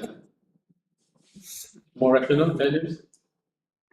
More cerebral. Emotion. More emotional. I think Chinese is much more cerebral, long-term view, more logical, very zen. Okay, that's number 7. Number 8, principle of material preparation. Huh? Well, I thought you wanted to say something. Okay, I'm enjoying your tea. I'm enjoying tea. So, principle of material preparation: make a list of what you must bring and check before you leave. Since you're not leaving for Malaysia, at least not, you don't have any, until the boss says and all that, make the preparation on your table, on your desk, when they say, when if you're working from home, make sure all the things you need to have is on the desk, but, you don't leave anything in the office. But if you're working in the office, you bring everything in the office. Right? Since you are not coming to CPR, so this is not a very crucial point, but it is crucial. At least to have your thesis there. At least to have whatever notes you have, you write down there, next to your table there. Right? So your laptop. So, by the way, if you want to change your laptop, don't change it yet until after the exam, after the Viva, because we have one of my students changed her laptop. I think a week before Viva, and she has had a Viva panic attack, right, during the Viva. But Alhamdulillah, she passed and all that, right? She's now lecturer here in a CPR also. So don't change your laptop. As if it's functioning well, just keep it light, maintain your laptop. Okay, principle number 9 is principle of presentation. Your PowerPoint, keep it short and put in the extra at the back with some answers. So whenever the examiners were to ask something, you know what? Oh, that's a very, very important question. Or by the way, you do not want to say, but that's an interesting question. Say it's an important question. Interesting is a bit overrated, and it's been said too many times. It doesn't becomes trivial question, trivializing the question, making belittling the question. When you say it's an interesting question, you say that's an important question, that's a relevant question. I prepared a slide after the thank you, right? So your PowerPoint presentation, you put you put some questions expected and unexpected questions. Put it back to. Sometimes they ask you this, Samir. Yeah. What inspired you to do your PhD? Usually it's something different from problem statement. Yeah, it's not problem statement. It's what inspired you to do your PhD. So that usually is a personal question. You answer it from a personal experience, right? You need just to be prepared. Sometimes my students, I've seen students who are not prepared answering that question. So the question seems very research-based question, whereas they want to see something that is more personal. So, for example, people ask Hanif, Hanif, why do you do this research for CLC? So Hanif said, one day I was walking at the beach, right? I see children with their parents walking along, and I asked them, where are you from? Oh, I'm from Jogja or whatever. Oh, where do you live? Oh, I live in the rubber plantation or not rubber, palm oil plantation. Oh, where do you live? So that inspired him. So it's a personal story, not a research gap analysis. It's a personal story. So prepare for that kind of story, right? For all of you, like Yefeng was doing double rubber reduction. He said, people examine, why do you want to do this? Why do you want to do this research? Yefeng can tell story. When I was in my home, I see my cousins or my niece, they were struggling with their work, And then the next year, the government announced double reduction policy. I thought that's a really good thing the government is doing. So I want to research. You have a personal story to tell, but you don't have to create fake story. You just tell a story. Tell a story why. Sometimes they ask that question, right? Why do you do this research? But usually it's a personal story, not a research gap story. You don't say, oh, because based on the literature, you don't say that. It's a personal story, right? Okay. So handouts, these are not relevant to you now, Samir, because you are not giving handouts in a presentation. Now, the third point is relevant, the verbal presentation. Now, there are several scenarios when it comes to Viva. The first scenario is the typical, usual scenario that the chairperson will give you 15 to 20 minutes for presentation. Normally it's 15 minutes, right? Sometimes the chairperson say, okay, given that the examiners have read your thesis, I'm just going to give you 10 minutes. Just tell us about your presentation. So they might shorten it to 10 minutes. So you need to be prepared. If it's 10 minutes, what do you present? Maybe you want to have a separate presentation that's 10-minute presentation, right? Now, they can even do worse than that. They might say, okay, let's not have presentation. Just tell me what your PhD is about. 5 minutes, 5 minutes, just verbally. So verbal presentation. You need to be able to give a verbal presentation too, without a slide. I've seen that happening in many instances too. Not too many, but that happened, right? Depending on the supervisor, depending on the chairperson, especially some chairperson who wants to finish the thesis, the Viva quickly. The chairperson might do that. Actually, that's a good thing. That's not a bad thing. If the chairperson wants to shorten the Viva, it's a good thing. It's not a bad thing. So be prepared. Right? So in your presentation, you have the 15 minutes presentation. You have also the 10 minutes presentation, and then you have the verbal presentation. You have the one that you can just explain, but you can still look at your printout. You print out your presentation, and then okay. Right. So you prepare for that. You print the slides, and you can still, based on your slide, you can still present it, right? But verbally. Okay, that's number 9, Chloe. That's number 10. Chloe just Chloe will be joining us in a minute afterwards in USM. Right. Number 10, principle of mastery projection. Mastery projection is mastery of keys, right?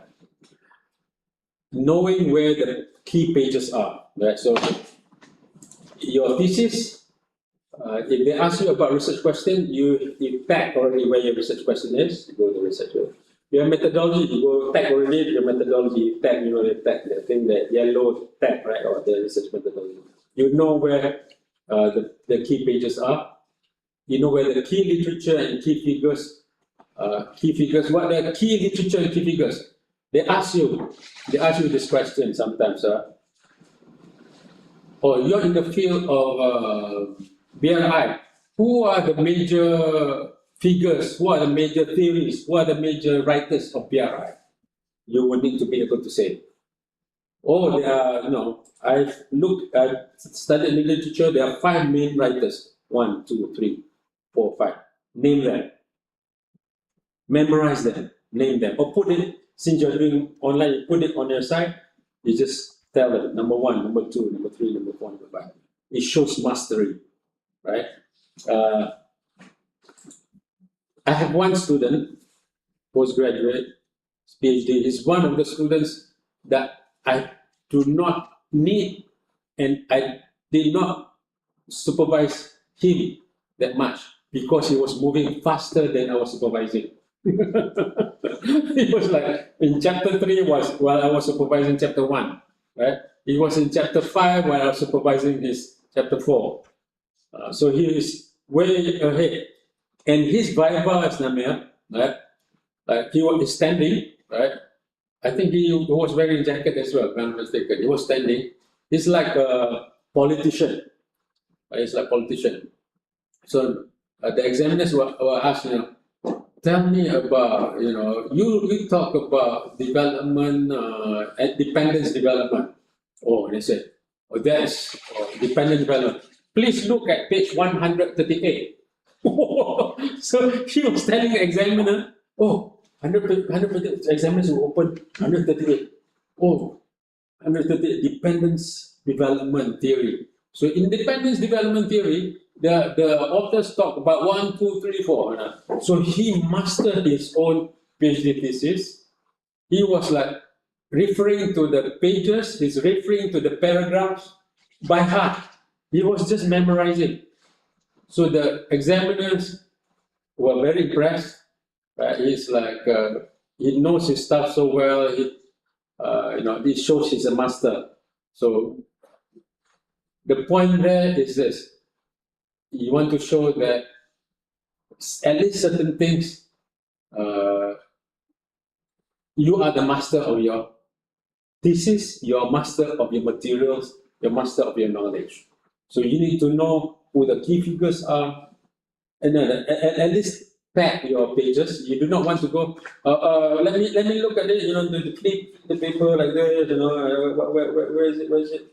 You don't want to do that. You want to be able to go there. Let's look at page 27, what to say that.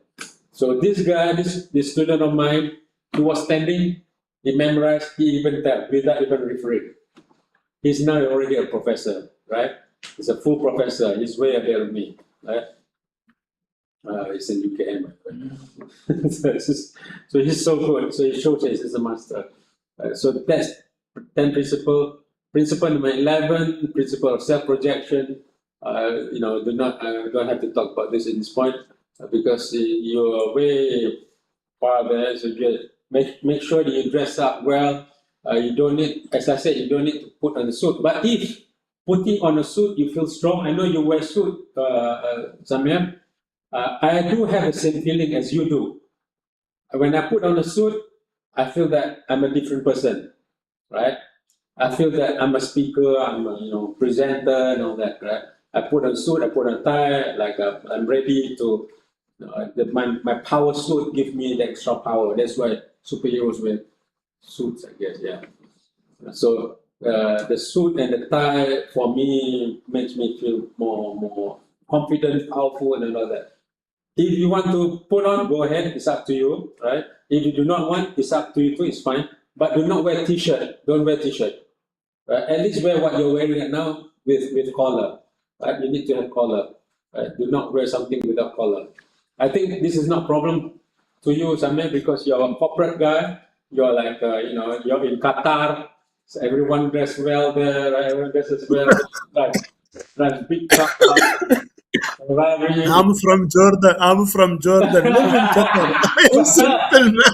Yeah, no, yeah, everywhere have that. I am not Sheikh. I don't have oil. Porsche, Bugatti, Rolls Royce, whatever you have there, right? What's the luxury car in China? You mean China. foreigner or Chinese brand? Chinese brand. Chinese brand? You have a Chinese luxury car? I think so. I think so. The Hongqi, the red flag. Hongqi. They Okay. have some kind of a version they could be used and some kind of a Official function, yeah. official version. Hongqi. Hongqi. Okay, I should get the car then. Might as well support China lah, come on lah. I think the best model of Hongqi, they have to do some kind of a political inspection if you Oh. want to buy it. Oh. Oh, I cannot afford it.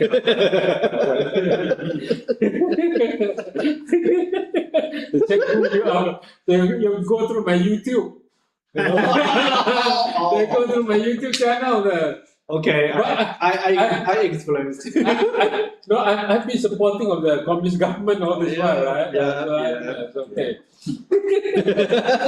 I have Samir supporting BRI there, right? Yeah, Samir is that's right. BRI. Yeah. It's good. Support China. Support China. Samir can go China anytime. We have Mutati who wants to have China. Support. Okay, so that's number 11. Number 12. Number 12 is principle of trap avoiding. Trap avoiding is this. I have a friend of mine, a Malaysian examiner, lecturer last time, also a deputy dean at the time. He likes to ask this question, during Viva, a bit tricky, a bit cheeky. If you have a chance to redo your Viva, how would you correct your Viva? Right? Samir, if you have a chance to redo your Viva, how would you correct? How would you change your Viva? How would you correct your Viva if you have another chance to do your PhD again? How do you change your PhD? Right? Be careful, that's a trap question. Do not answer that question. If you answer that question, you're trapped. Because it's, I will collect data from not just United Nations, I will collect data from WHO or World Trade Organization, WTO, so that my data is more triangulated and all that. Do not answer that question because they'll tell you, okay, then you go and collect the data. All right? Or I'll include this theory in my analysis, right? Or then include that theory in your analysis. Theory is still okay, right? So I give you examples from my students from China. Right? My first student from China, I remember the examiner asked him, okay, how would you do your master's again? Her answer is what? Oh, I don't want to do my master's. You can have a chance. I do not want to do my master's. I don't want to do my master's. I want to go back to China. I don't want to do my China. So the examiners laugh, so he diffuse the question. Now, if they really ask and they press you, you say, okay, one, you can answer a future studies question. How do you do future studies, right? So collect longitudinal data. So continue this data set the next 10 years, the next 20 years. So it's something that you cannot do now. It's something you can do in the future, right? So something like that. Longitudinal, in the future, study in the future type. So that is something that do not trap yourself. So answer the question that doesn't trap yourself. Answer the question, but answer the question by not trapping yourself, right? Or I want to do my PhD. I will start a business, something like that. Or I don't do this PhD. I will do a PhD in how to draw. AI PhD or whatever. You just completely change the topic, right? So you don't get into the trap. So that's point number 12. Principle number 13. Principle anticipation and points of challenge. This is where some things I also do not know, right?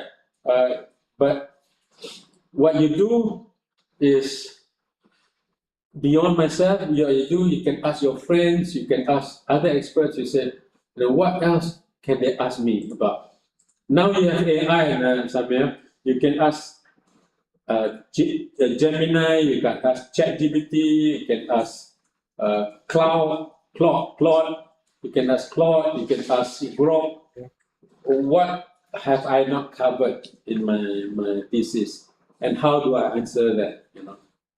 There are things that you haven't covered. So you know the points of challenge, you know how to answer that. Just be prepared, right? Again, if there's any change they ask you to do, you go back to the principle there. If there's a small change, just do it. One paragraph, 1 page, 2 pages, 3 pages, it's okay. There's not a long time to do. You can do it fairly quickly. Within 1 month, you can handle it, right? So these are the 13 principles of your Viva, right? So let me see whether I have something else. Okay. Extended Viva guidelines. This is the point I told you before. Prepare to give presentation without PowerPoint, with PowerPoint 10 minutes,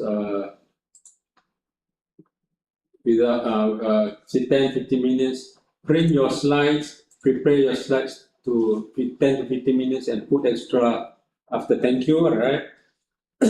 Extended Viva guidelines. What's your PhD about? What's your problem statement? So when they ask this question, just now, I told you about able to listen, right? Able to listen. So they say, what's your PhD about? You'll be able to answer. What's your problem statement? You're able to answer. What are your main findings? You're able to answer, right? These are the some questions. Some things are related, relevant. Some things are not related. Oh, that's a car. Oh my God! Oh my It's God. like Rolls Royce. So these are okay. I give you some more. Did you do your own work? Important. Did you do your own work? They ask you the question. These are different lines of attack. Samir. You say yes, I did my own work. I did this and this that. Right? Have you mastered the field? Is your PhD worthy? Is your work publishable? Right? These are. Wow. This one no need for political inspection. No, what kind is that? There's a home chi. Okay. Wow! It's like So This model don't need a political inspection. it's like a Rolls Royce. Yeah, there's a copy. How much is it? That's the question. 180 million RMB. Oh my God. Okay. All right. Rolls Royce, I think around in Qatar, more than 5 million riyal, around 5 million ringgit. Oh my God. Yes, special edition. Special edition. Special edition and all the edition you want to choose, like the star. Oh, okay. Something like I that. think there's somebody there. No. It's crazy. Nothing over there. Okay. Anyway, Samir, Eugene was showing me not Rolls Royce, the Chinese version of luxury car. Yeah. The Rolls Royce in China different. Different, right? Yeah. They are copy. I don't know what's the brand. In Qatar, say this Rolls Royce, but from China. Rolls Royce from China, right? So it's Not Rolls Royce, but same Rolls Royce exactly. It's called Hongqi. I don't know. I don't know what's the I don't name. know the Hongqi. Hongqi. Yeah. The Chinese name is Hongqi. Maybe, red flag. I mean. but the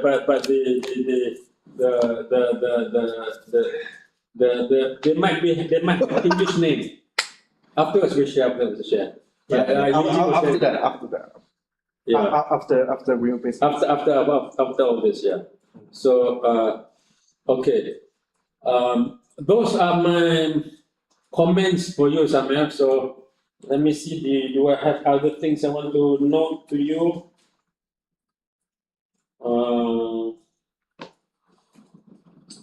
But you do have very strong thesis. I'm very happy, very comfortable with that. Inshallah, and make sure you do your solat sunat hajat there. Yeah. Just do that. I will also pray for you. I pray for all my students, by the way, before they have their so they have their Viva. I will pray, and I'm confident you have a strong thesis. So prepare for it. If you have stress, it's good, but not too much stress. You need to have stress, but not too much, right? So, you have any questions you want to ask me, Samir? Yeah, I have just one question. I have concerns about the large size of the chapter 4. Is this no problem, or is this a problem, big problem? Because you know that my thesis is very big. Yes. So what's Is this a problem the size with the examiner or no? How many pages? How many pages do you have, Samir? Chapter 4, I think around Whole thesis. How many pages? The whole thesis. How many chapters do you have? all thesis 700 and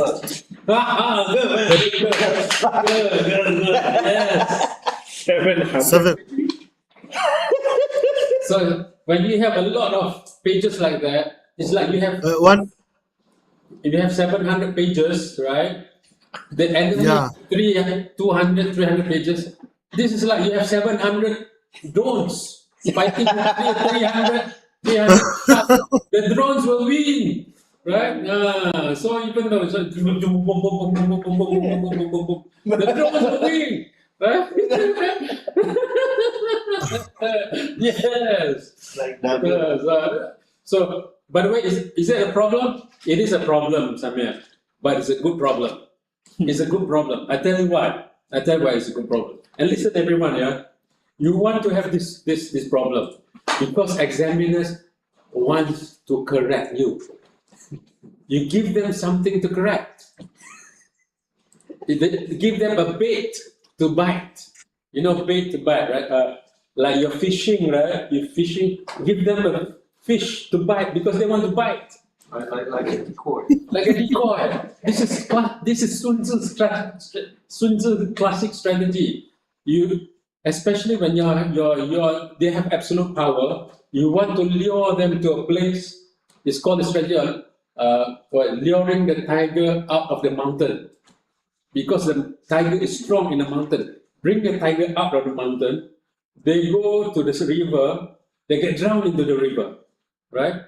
So bring the tiger out of the mountain, right? Bring it out, and that's a good strategy. The same problem I have with one of my students. He's, by the way, the vice rector of one of the university in Indonesia right now. Which is a project away. He's the one I showed you all. It's this thing, Samir, right?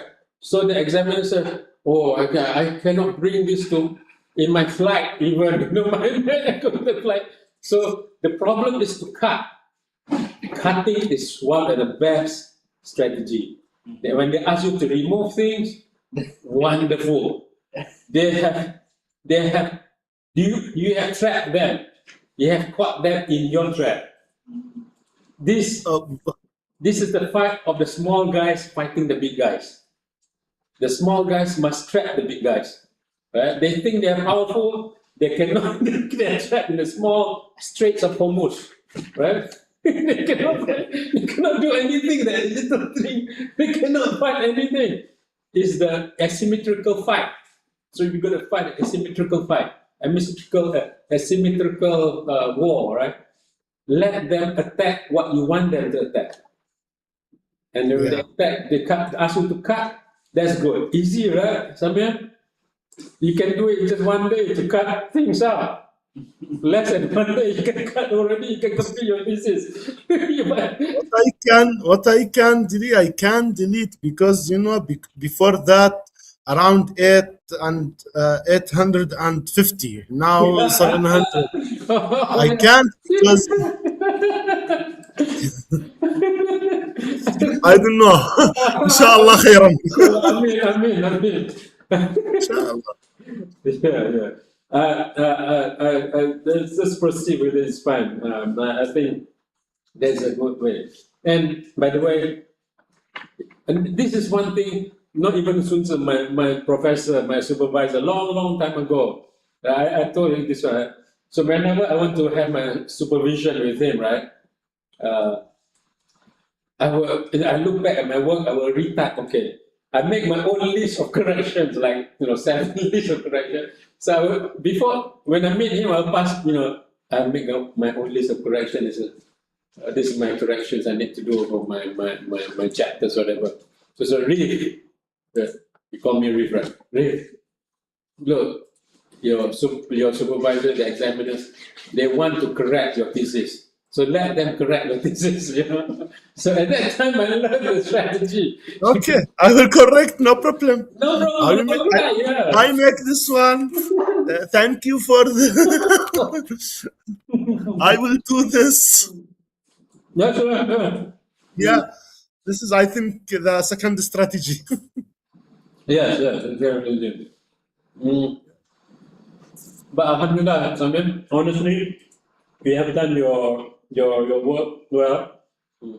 It's not perfect, but it's very strong. Right? My analysis is very strong. Based on my take, it's very strong, inshallah. Just be pray. Inshallah. Yeah? So, what is it? Yeah. Sometimes so you do relook, prepare, have a good night's sleep before that. If you have a bit of stress, that I said is good. Too much stress is bad. Yeah. People do better when there's some amount of stress, not too much stress. So, I will try to make the best. Inshallah. Inshallah. inshallah, okay. All right, Samir, we'll make you sorry. Thank you so much for waiting. Sorry, just now I was late. I was completely missed this time. You can miscall me next time. If I'm late, miscall me. Miscall me. Everyone can miscall me. It's fine. So I'm aware. I was doing some work at home. Prof, Yes. just about the PowerPoint. Now I think we should I'll stop sharing clear and share it PowerPoint. the theoretical contribution and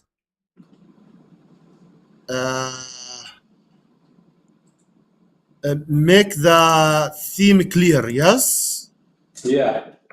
the word. Okay, The font. That's the size of the font. the size. Size of the font. Make it bigger. Enlarge it. So, your thesis, I mean, use an Arab word. يعجبني هذا thesis. Did I say it right? Do you understand my Arab? يعجبني هذا thesis. Okay, it's completely paused now.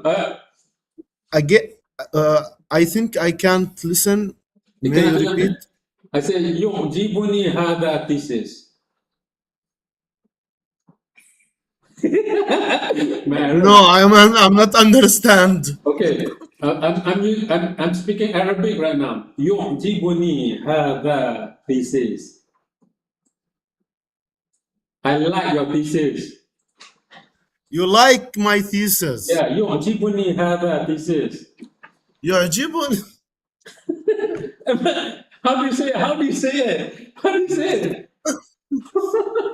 لا يعجبني تعجبني هذه الأطروحة أو نعم صحيح.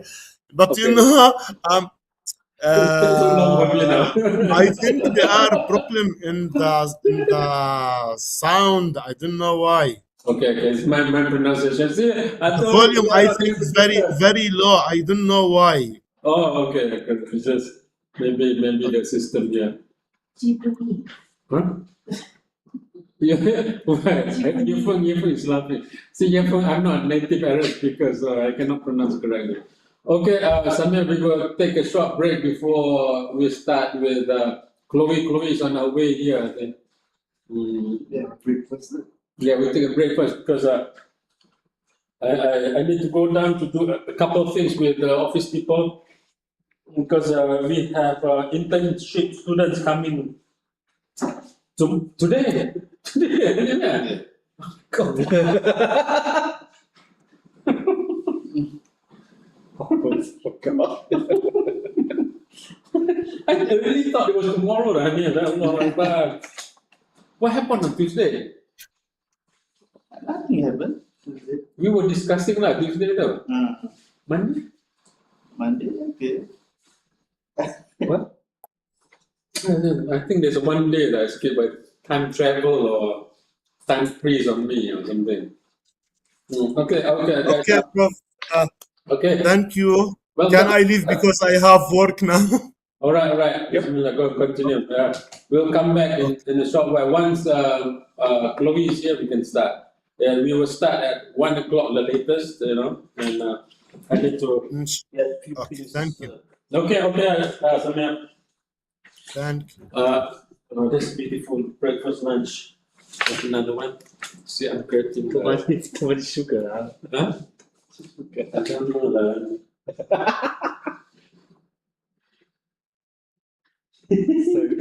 So five logos makes 5 stars, right? Yeah. No, this one I learned from my Iranian friend. By the time I learned it was the whole table. He did it. Okay. And at that time he changed his major, changed a faculty, different faculty, because he was deciding on a title. Iranian student. And then he went from become, as a student, become a Muslim. But it was my suggestion, because he didn't have money to even heat up his apartment, his flat. It's cold, London is cold, right? Yeah. So you know what he does to heat up? He turned on his stove. So London is an expensive city. Who's that? Yeah. Chloe, you okay? Thanks, Chloe, I will be right back. Yep. Hanif?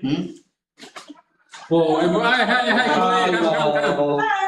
Long time no see. Yeah, long time no see. Yeah. Hong Kong 人識叫 Hong Kong. Hong Kong 人 Hong Kong 人 I was watching the live stream with some Oh, people on YouTube. This is the one. The book. Yeah. I'll be right back. Yeah, no worries. Because I didn't even know today is Thursday. That's how bad. I brought donuts, but I see Oh my God. Eugene already took care of it. There's so many food. Relax. What do you do? And all sweet. Thank you. Are we just going to do some kind of a diabetes 2 test and tomorrow?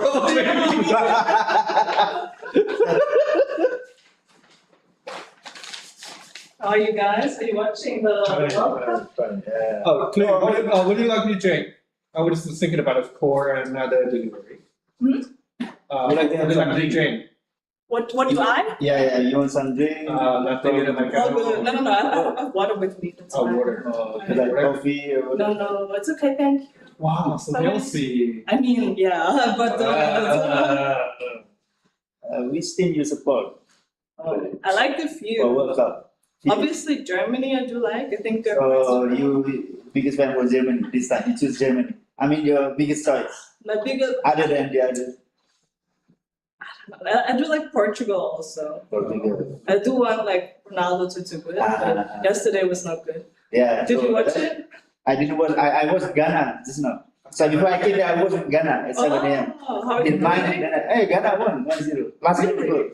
Last few minutes. Whoa. I was watching with my Ghanaian friend. So That's I was nice. very excited. No, I was watching yesterday. It was late. It was like 1 a.m. to 3 England? a.m. You was in Portugal?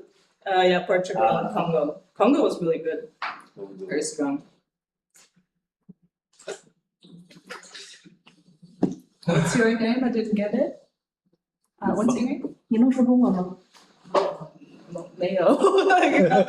mentioning. But sometimes you can speak Cantonese, but she doesn't speak Cantonese. She just speaks Mandarin. What's your name?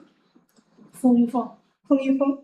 宋凤宋宋宋玉凤。宋玉凤。宋玉凤. Okay, nice to meet you. I'm Chloe. Nice to meet you. What's your name? Chloe. Chloe. Yeah, you got it right. Yeah. You're beautiful. Oh my god. You- 谢谢。Are you new this So semester also? or should I tell her Longer. why Longer. Are you based kind in of drink Penang or are you tea or coffee? Based in Plan? Because I are you living in Penang or are you? Dormitory. diarrhea. Oh, okay. Acidity. Okay. Where are you living? Here and also sometimes Hong Kong. Should I ask again? So, Huh? Yeah. My father is from Hong Kong. That you be there. I didn't go there. Oh, you should come. I'll show you around. When you come, I'll show you. But my English is not very well. I hope it's the right one. 哦，他是香港人。 The one that you shared to me, right? From Austria. That's the latest one. Austria， It's Oh, what are you talking about? confusing, I know. 他是澳大利亚人啊， No, 不是澳大利亚，是奥地利。奥地利人啊，对奥地利的华裔。 It's next to Germany, Europe. Yeah.哦， I just been to the Innsbruck once Oh, before. Innsbruck is nice. Did you do mountain hiking or? Yeah, just see the castle. I was just thinking about just going to be how did I call it? Sorry, I just That's forgot the name of it. Like a big castle there, right? Yeah. Yeah, I've been Everybody there just too. go there, just be there. Yeah. Where the Habsburger, the monarchs were living, I think. Yeah. I don't know exactly the name of it. I just know in Chinese name. Oh, that's cool. Did you do like a tour, a Europe tour? Or? Yeah.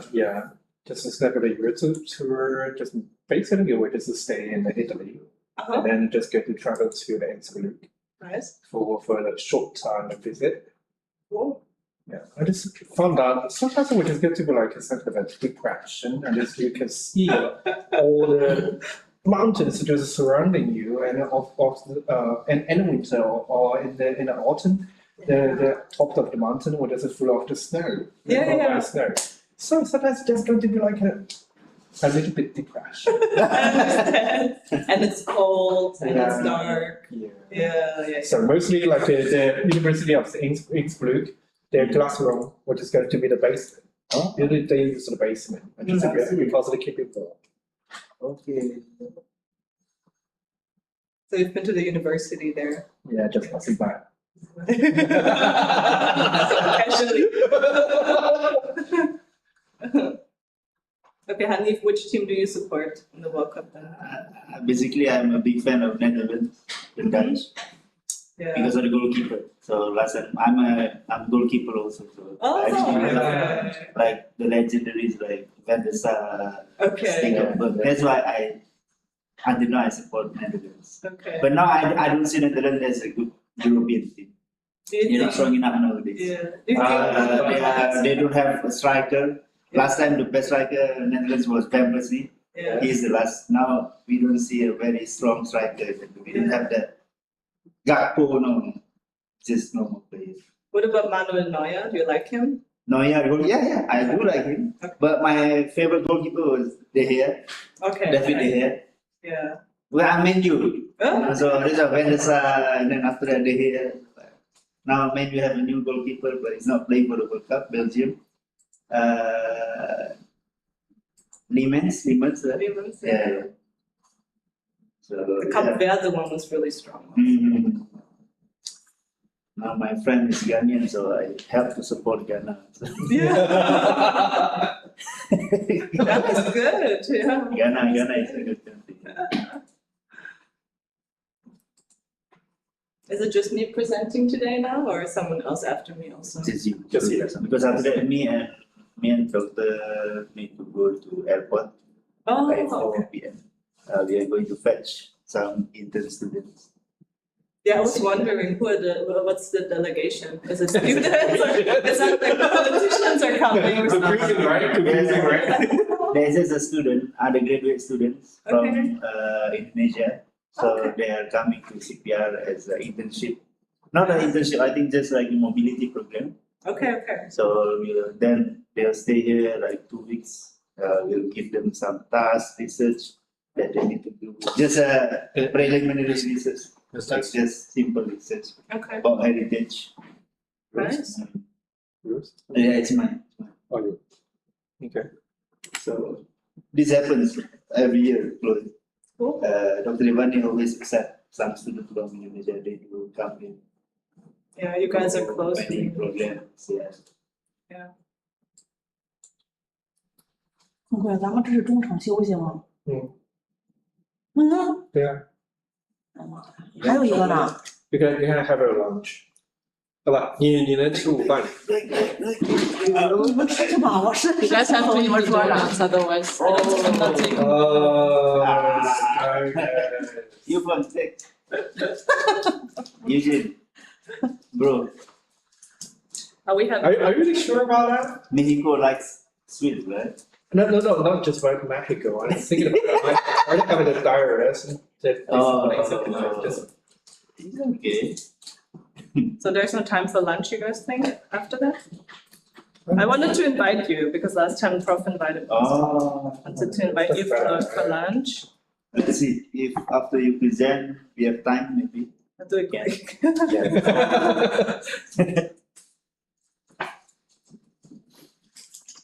Eugene introduced me to taco, Mexico. There's a Malaysian taco there actually. Taco. Which one? It's near the second bridge. Near the second bridge. You know there are many seafood restaurants there at Yeah. for the second bridge. Is it called like Viva Mexicana or something? No. Where is it called? La Luna. La Only of the The moon. restaurant, La Luna. La Luna. It was okay, right? The taco. Yeah. But it's more likely to be an American or Malaysian styles. There's one called La Chica that's really good. Yeah, La Chica. Yeah. But La Chica, sometimes they offering some kind of alcoholic things, though it's not halal. Have you been to Mexico? Right? Mhm. Oh, Ooh. how's it? Mexico? Good. Colorful. Very I just colorful. been to the some kind of a border town, okay? I've been to Cancun and then the capital also. That's nice. Chico capital. So Mexico is safe. Right? It's not like Yeah, why depends on the region. Where I went, it was safe. why you're not like very confident to say that? Do you want to go to Mexico?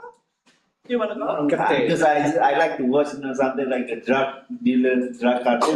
Narcos, yeah. Yeah, drug Yeah, I also like to watch. documentaries, the series.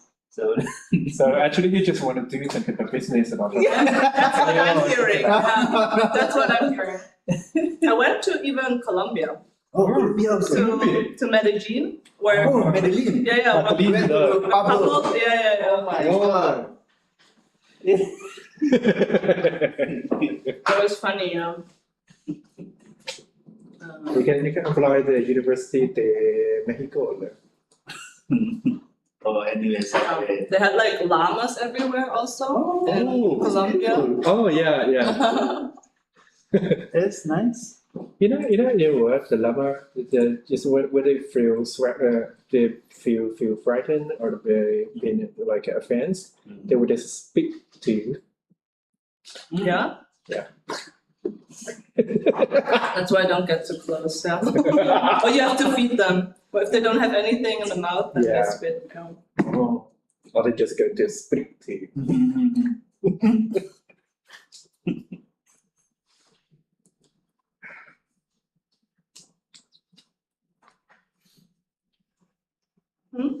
When you enroll this university? This semester. Oh, In, you're a new student. yeah, I'm new student. 哦，难怪你这 And 样。 I think it's maybe March, since March. Yeah. Oh, March. Yeah, yeah. This is your first time to go here. Second time. Second, I second. didn't see you. Yeah, I didn't see you either. I joined online in between, but now I'm here. 哦，我说呢，有一次我看见你俩是吧？那个线上的，我记得上完课。 Yeah. Yeah. I think last time you asked the discussion of my 我说呢，我看了一会儿，我说我就不知道他是谁呀，没看出来。你能听懂说中国话是吧 Yeah, I can understand what you're saying. Oh, you can understand. Yeah. yeah, she can understand some kind of Mandarin, but secondly, you just cannot reply. It's Yeah. because Sad. some kind of overseas from Chinese overseas. 啊，你父母会说是吗？ I don't know what that means, for instance. 我记得你刚才说 you're the second generation。 So, yeah, I'm second generation. My parents went to Austria like Okay, I understand. 30 years ago. Long time ago. That, Oh, I can your understand. parents is all Chinese. My dad is from Hong Kong. My mom is from Malaysia. Japanese language. Yeah. Oh, your mother is But I- Malaysia. Malaysia. She's Hokkien. that's right. So, That's the point. you know, it's So sometimes a it's lot of I can different, different things. But I understand what you're saying. Even not 100%, maybe 90% it is. Sure. Yeah, I mean, too close. So I think yesterday or day before yesterday, Proof just asked me if I can do your discussion. Okay, He is your discussion today. nice. But I would have sent you the slides earlier than. It's okay lah. Yeah. I mean, I was finishing them yesterday night during World Cup, so I couldn't send it earlier. But you're like ready for Viva, like you're No. Weaver is going to be like a Professor Depends, but like waiting the for presentation, yeah. for him to arrange that. So. Mhm. You will do great. But I think clearly you were just going to be like a most fast graduate student in our group, a supervision group. Okay. Yeah, I can see that. You were just going to be really fast at a process. I mean, I try to, let's see. Hanif, this afternoon we have another supervision. Yeah, close. Yeah, Close. You, the presentation is right here. oh, The presentator is right here. what's the time? 1 o'clock. Yeah, he Another said 10 1. minutes. What? Yeah, now we are in break time. You can eat the donut first. Yeah. You first. Someone needs to Take donut. take the Open. Open. Eat. Hey, why you give me? Okay, this is my lunch. This is your lunch? This is not enough. Maybe if you have 5 of Nearly them. one. What is that? You can see the time. One. Yeah. So you this is hungry. my lunch. Okay. Enough.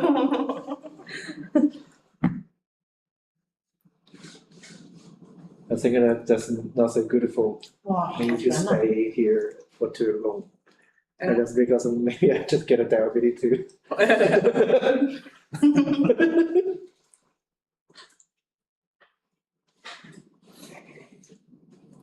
Yeah, I was worried about the 太甜了。 prof in the morning. I was You know what? First there was nobody. Taking this as a breakfast, okay? Wow. First there was nobody, then after 30 minutes there were you. Yeah. So actually, we're just thinking about it to visit the prof's home. Yeah, And then I something heard. happened. And because when we reached the car of the Hanif, and we just decided to settle, right? Yeah. And prove each other right. So it's just going to be like we meet proof of driving. So we're just going to be like your boy.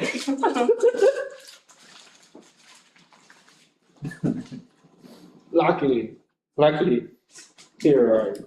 And he actually forgot. Like today is the Yeah. day. 空空你吃吃，特别甜，不吃啊？马来西亚的糕点都这样，特别甜。 I think it's okay compare with the British scone and then the things.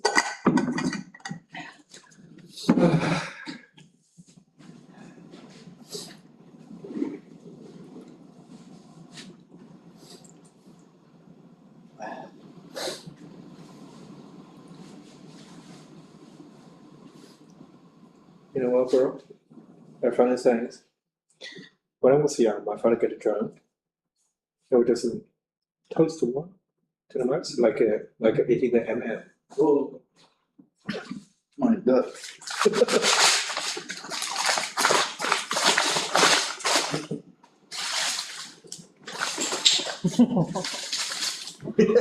怎么讲是这么能吃巧克力的？你不是说他不能多吃甜的吗？ Man. 啊，我其实也没吃啦。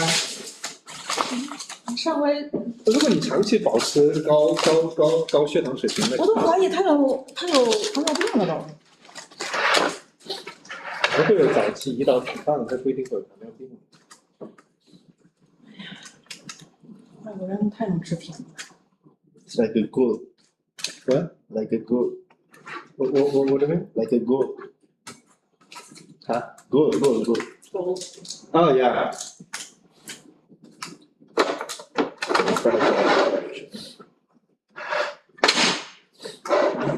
Filet brochate.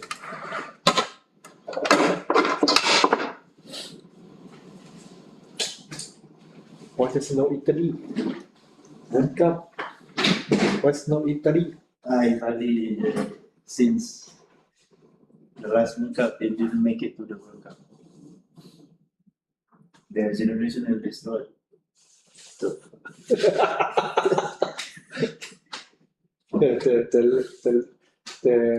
The gesture linguistic of the Italian. what's that mean? I want to eat. No. Sometimes it is good to be represent some the communities. Like, why you say that? Mm, What? okay. How could you do that? That's right.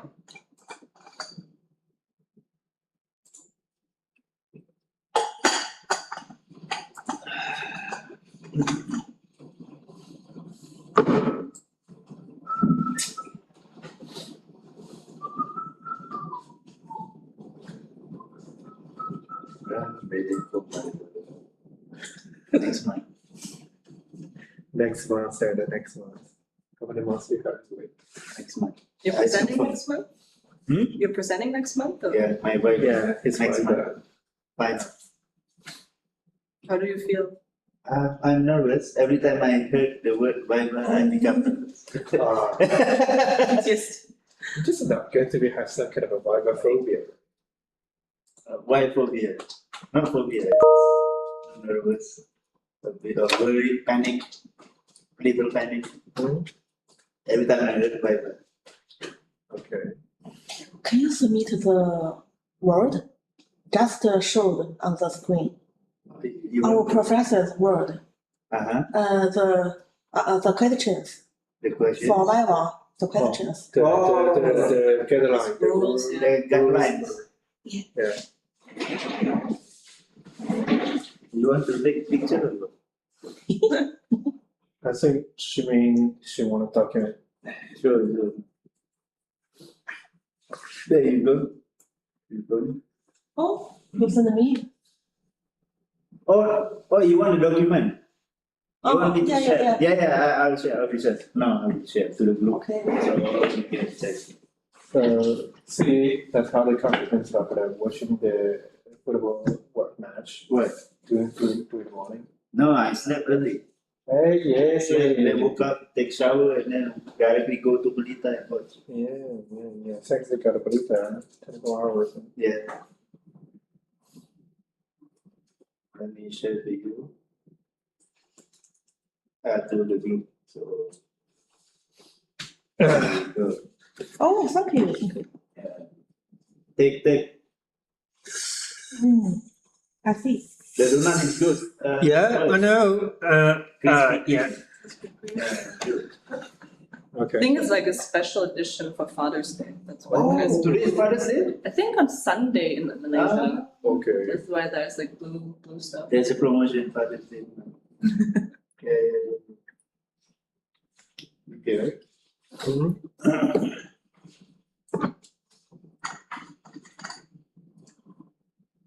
Wow. Amazing sweet.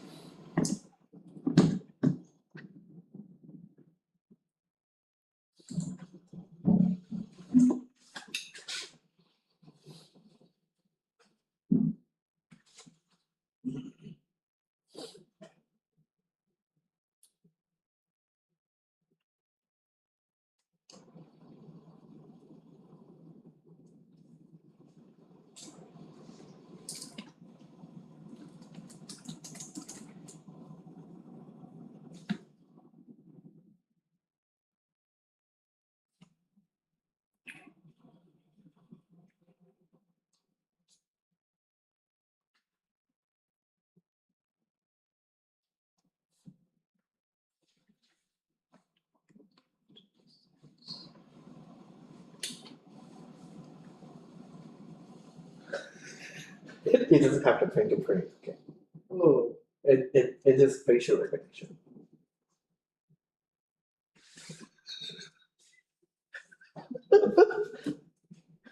Wait, why?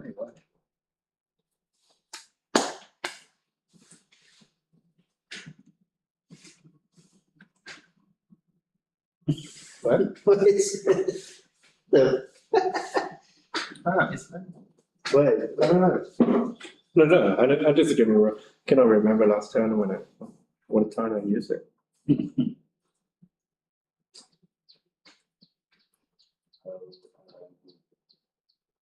When is the semester ending? ¿Cómo está? When is the semester ending? Is it like end of July or? This semester, this is end of July. Okay.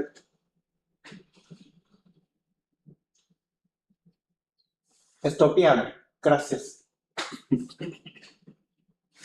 Finally, I just remember some of the words. Yes. But how to reply? Estoy bien, estoy bien. Está todo. Estoy bien.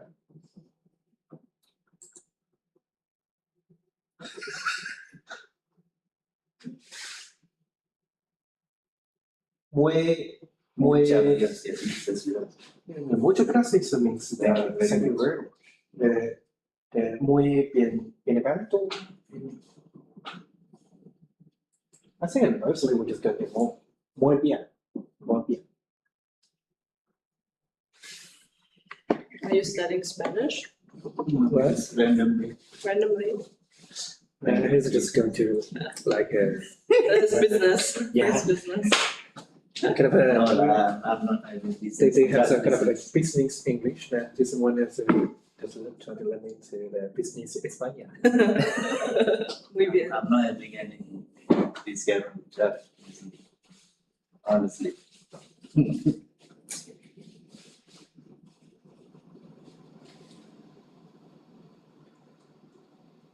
But you know that the drug law, like Pablo Escobar, they don't want to do the business, but they don't take the drug. They know the effect of the drug. Yeah. They just sell it, Ah. use it. They just want the money.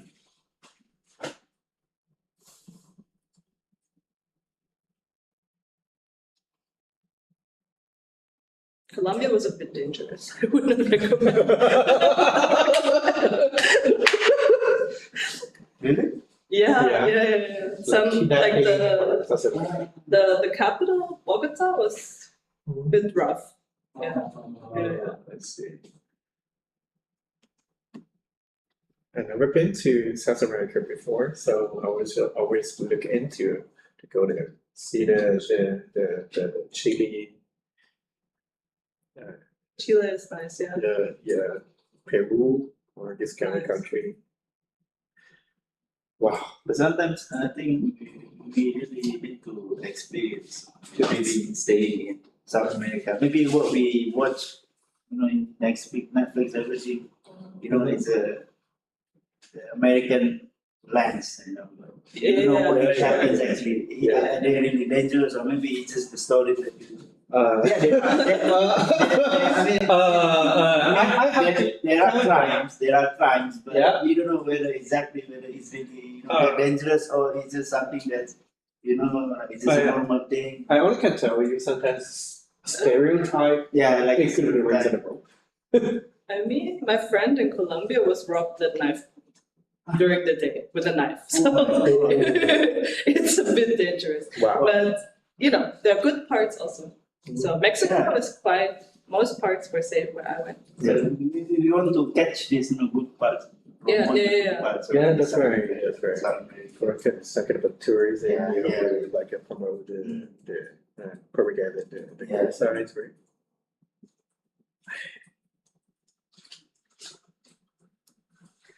They just go to the South America and just try to explore their tradition, culture. Yeah. In fact, the North American people most of them come from South America. They migrated to North America long time ago. Yeah. Natives, yeah. Mm.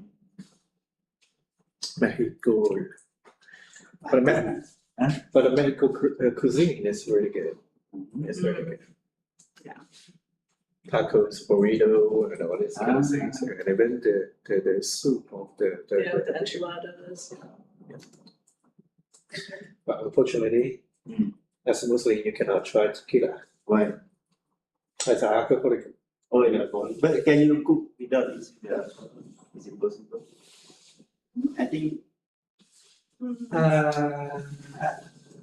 question. Yeah. I'm not sure. Beer for sure, but alcohol, like tequila, is so concentrated. It's That's their main ingredient. experience. Is that their main ingredient? Alcohol is their main ingredient, right? Tequila is like a spirit. Yeah. It's strong, so So they use alcohol. Yeah. That means alcohol is the main ingredient. Mm-hmm. So you cannot remove that. Yeah. The last time the city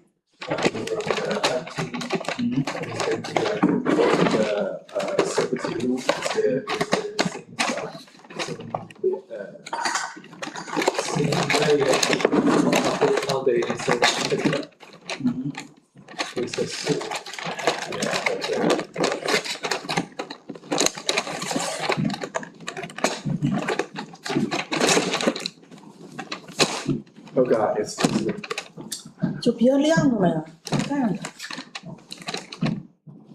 Could give it to the delegates.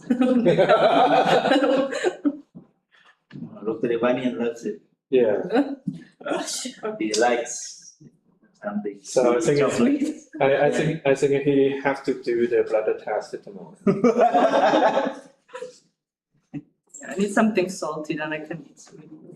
Only sweet. Okay. But actually, sometimes if you just makes it, you combine with some salty things, so we just go to you will just go to observe more salt. True. Yeah, you just want more. Yeah.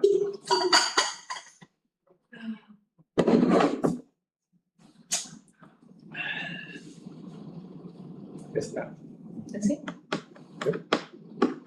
Yep.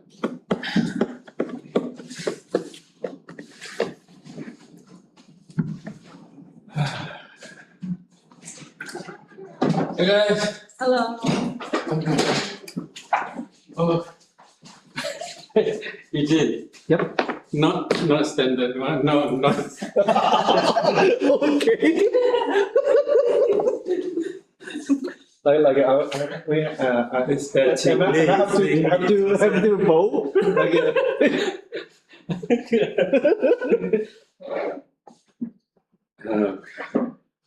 Are we ready? Yeah. You are ready? Yeah. Chloe, sorry, I just. No rush. No rush. I think I'm ready. I just don't have a Wi-Fi connection. I'm trying to get a Okay. mobile hotspot, but Connection even without it. You have your student email, right? I tried it a few times, but the edit button is not really working. I mean, second floor, the Wi-Fi is nothing. Okay. Really? So you have to like bridge your phone or. Yeah. I just had a hotspot, but now it's like also not showing up for some reason.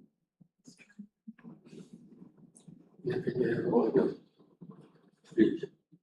Which one? Three large. Large. Three, yeah. Large. Large.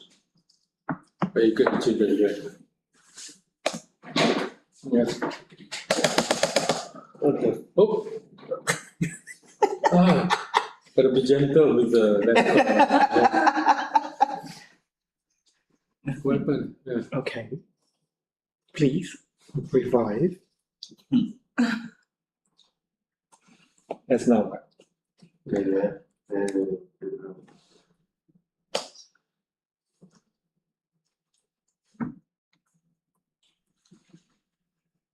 We are waiting. Or? Hanif, can you maybe put on the slide? Yes. Oh, okay. I'm already there. But wait, I'm coming. Okay. Yes. Yeah. 区块链。区块哦，我说呢。哦，我认识，但是组合起来就不知道了。I try my best to explain it. Yeah. 26 English letters, and if they separate, I know them. If they combine, I don't know.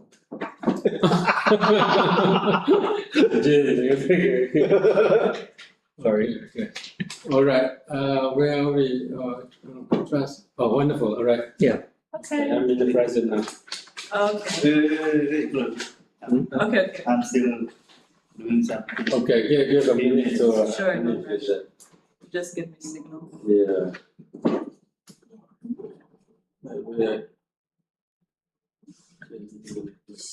By the way, good to see you. Three. Just because of local traffic and global traffic. Okay. But it's good to show sense of attention. It's like a tagline. 印克卢人在这儿不是那个包括的意思吗？啊？它是啥意思啊？印克卢人哪个？这个第二个词儿，印克卢人是啥意思？社会包容啊，包容性啊。哦，包容。Where are we there? Oh, you're using ESM slide, yeah, Chloe. I've like designed it a little bit. I've used the logos and then I've just taken the colors. Yeah. So it looks, Yeah, we are the purple and orange. yeah. Okay, you can change the place of delivery. Oh. Otherwise, where we accept when they are order this. Yeah, it's CBR. We're having pizza It's a CBR. Correct. for lunch. Oh. So you are not moving, yeah? Huh? CBR. Okay, is that DO3? Okay, good. There are donuts, Professor. Oh, donuts. Like you, Oh, need yeah. to, you need to help. Yeah, I have, I need more sugar. Is it? Looks like I'm like a sugar now. Wow. After the pizza. Sugar man. There's no sugar man around. Right? Not yet. What's the power of a sugar man?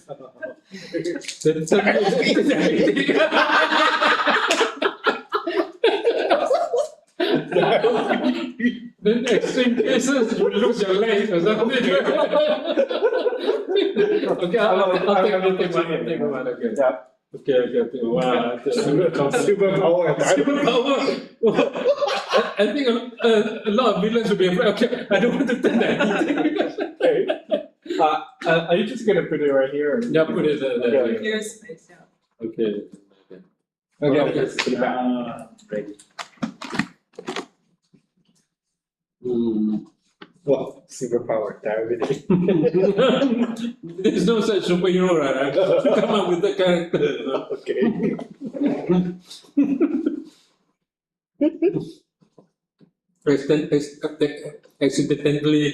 Accidentally fall into a donut machine.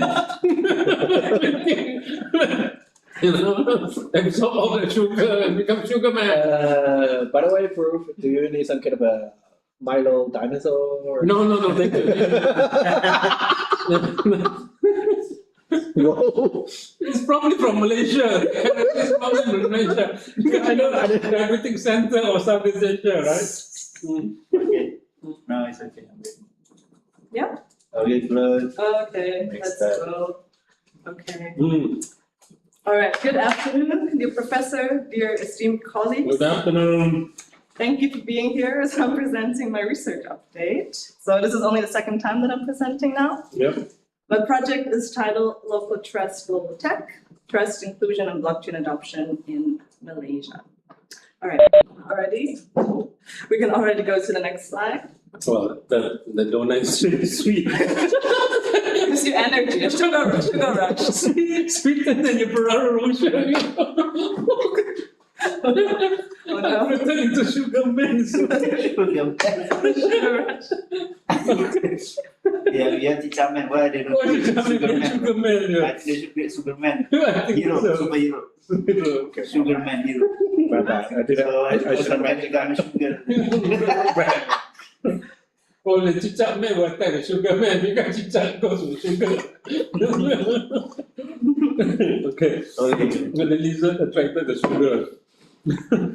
Okay, Chloe, you are done. Okay, let's briefly look at the table of content. So we'll start with an introduction and identifying the research gaps so we can all be on the same page of what we're actually looking at. Then the problem statement. Sorry, can you go back to the title again? I didn't catch the sub. Yeah, sure. Trust inclusion, blockchain adoption. All right, good. Got it. Followed by the research questions and then the objectives I want to tackle. Then I'll present some theoretical framework I've established so far, followed by the methodology, and then an initial survey design I've made, and it's into the target group, and then we'll end this with some next steps I've been identifying. Okay, so yeah, existing studies of blockchain adoption often focus on the infrastructure and the regulation or just the general acceptance of the technology. For instance, informal finance research explains how systems such as ROSCAS depend on social collateral, peer monitoring and commitment mechanisms. ROSCAS is an acronym that stands for Rotating Savings and Credit Associations. These are basically informal systems of microfinancing that you can find across the world, but especially in emerging economies, so in Southeast Asia, South Asia, but also in Africa, for instance.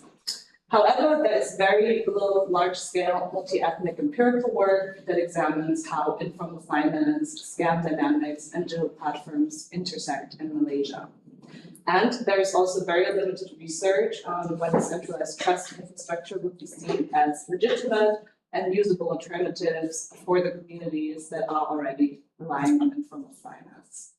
So, in summary, this project asks not only whether blockchain can be adopted, rather under what social conditions it can be responsibly and inclusively integrated, by looking at that gap where trust, informal finance, digital equality, and decentralized coordination in Malaysia come together. So that is basically the intersection I want to look at. So this is the current state. Malaysia has invested in digital and blockchain-related infrastructure, yet broad-based public uptake remains limited. I think last time I've mentioned there was like a national roadmap for blockchain integration running from the year 2021 to 2025. There are different international partnerships with like esteemed projects like WorldCoin happening. So there is stuff, but existing research explains regulation and technology much better than it explains trust, perceived legitimacy, and everyday relevance for like everyday people. So this matters because technology is meant to expand access and can also deepen the exclusion when adoption depends on uneven trust, literacy, and social protection. And without addressing these barriers, blockchain adoption may reinforce rather than reduce the digital inequality. So in my opinion, the central problem is not only technological readiness, but also social readiness. So very much with what the short you posted in the group chat, also Professor, what you said about, rise of digital availability, but decline of the actual skills of the younger generation. Here I put together a basic graphic showing some of the key numbers I found interesting, just so we kind of know more about the landscape and how large the problem also is. So Bank Negara has estimated that in the year 2024, there was 54 billion ringgit lost due to annual scam, billions, not millions, that's a lot. That's the equivalent to 3% of the nation's GDP. Yeah. On the bright side, on a positive note, the household internet access is really strong. We're among the top nations worldwide. This is on average, so both urban and rural area. It's obviously a bit higher in the urban area, but it's a high penetration number. Malaysia's crypto trading volume is also respectable, 30.9 billion. This could be anything from consistently trading and doing multiple transactions to buying one time and then depositing it. But if you look at the less than 1% of deposits, you see a big difference between the official numbers by banks. So a lot of that is not being officially recorded. A lot of these people will default to, their own systems of, getting access to crypto, and the bank has much, intransparency here. And then lastly, there are about 4 million crypto users today, and by the end of 2026, we're probably looking at 4.7 million, according to Statista, in Malaysia. It's on the rise. Yeah, very much on the rise, consistently. So these are my core research questions again. I have adapted it a little bit since last time, especially the core one, written in bold. It's a bit shorter now, so it's a bit easier to maybe digest. How can blockchain technologies in Malaysia be designed, governed, and implemented in order to promote socially responsible and inclusive adoption? My sub-questions would be what socioeconomic and communicative frictions hinder blockchain adoption in Malaysia, so that's in regards to the existing barriers. How do institutional trust and policies, media narratives, and digital literacy as well as culture shape adoption? So the determinants we're looking at. And lastly, what strategies can support inclusive and socially responsible adoption? So this is about inclusive implementation. The objectives I want to tackle would be to identify the trust frictions and commitment failures shaping informal and decentralized financial coordination in Malaysia. I also want to examine how institutional narratives, the literacy and cultural context influence perceived legitimacy and adoption readiness. I want to also measure how these patterns vary across the key demographic and community groups. And last but not least, to develop evidence-based design and establish policy recommendations for more inclusive and socially responsible adoption. So this is just a brief overview. We don't have to go very deep into this, but I just wanted to outline the literature I've been collecting so far. So these are some of the key authors I've come across, and then in the next slide I will explain the different theory strands I'm looking into, and they're all stacking and piling up, so it's not one or the other. So they've been very complementary in my research. Obviously, movements, so we're looking at different social schools and organizational behavior, reaching to psychology backgrounds, and also obviously the information technology department as well. So this is kind of the cross section of the different theories that's currently the backbone. So if you look at the next slide, briefly kind of saying what my main objective is with each strain.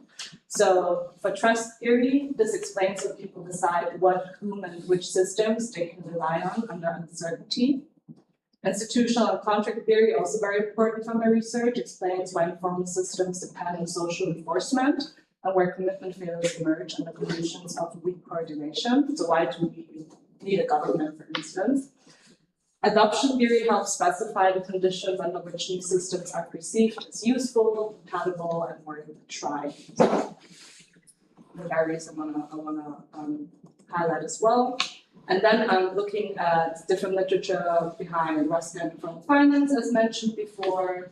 Obviously, blockchain and decentralized coordination research. This one is very heavily leaning more towards like information technology, and it's very like technical literature here.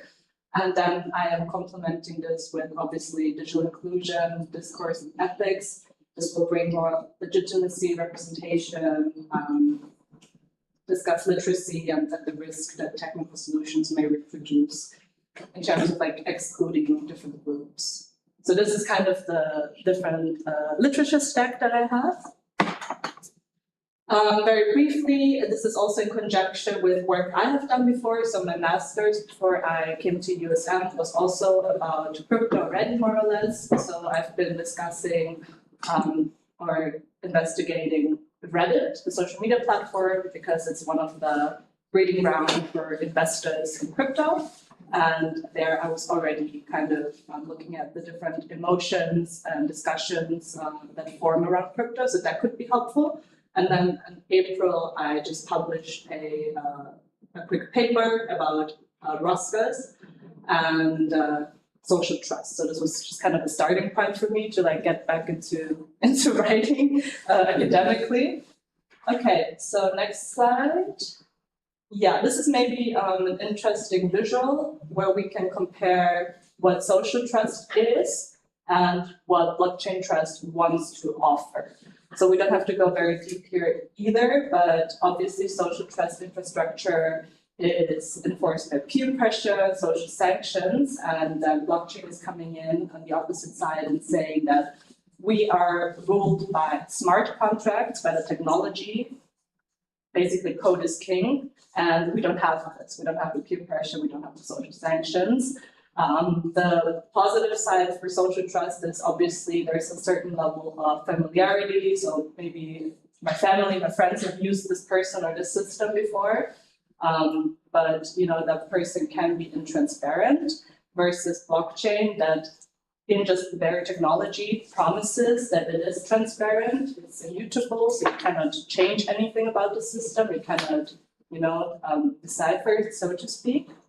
But you have this like high local legitimacy within the social trust systems, and obviously a harder barrier to break with the blockchain system if you're feeling that you're maybe eligible as a non-technical user or not very tech savvy. So the main question behind is for social trust, when does social trust fail versus in the blockchain realm, when can decentralized trust become a credible substitute for the broader population? Okay, so this is again my current state and a tentative methodology approach in research design, and I obviously value everyone's feedback here very much. So as the core anchor method, I'm thinking of doing a structured survey where I'm measuring from finance participation, trust, digital literacy, and the adoption readiness of blockchain across key demographic groups in Malaysia. I do very much also see the value in like qualitative analysis. So I don't want to like exclude it yet, and I can think of doing like complementary interviews with certain focus groups or key people to get more depth.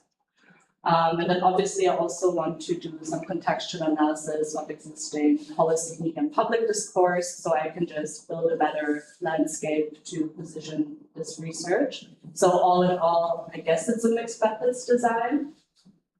And on the next slide, I'm going more into the anchor method. So as I said, it should be a structured survey on informal trust, digital literacy, including the blockchain and adoption around it.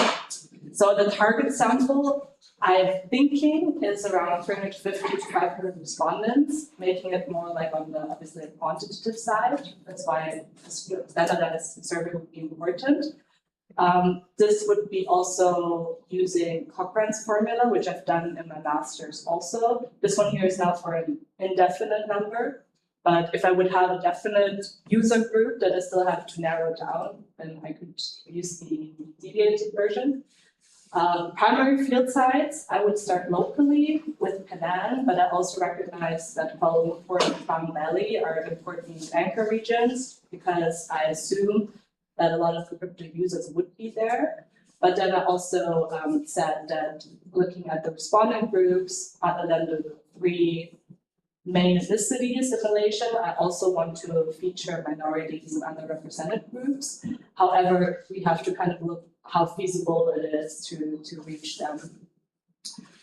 Yeah, so the key stratifiers then would constitute ethnicity, gender, age, very interesting numbers, I think, financial literacy, any participation prior with informal finance, and also the urban-rural divide.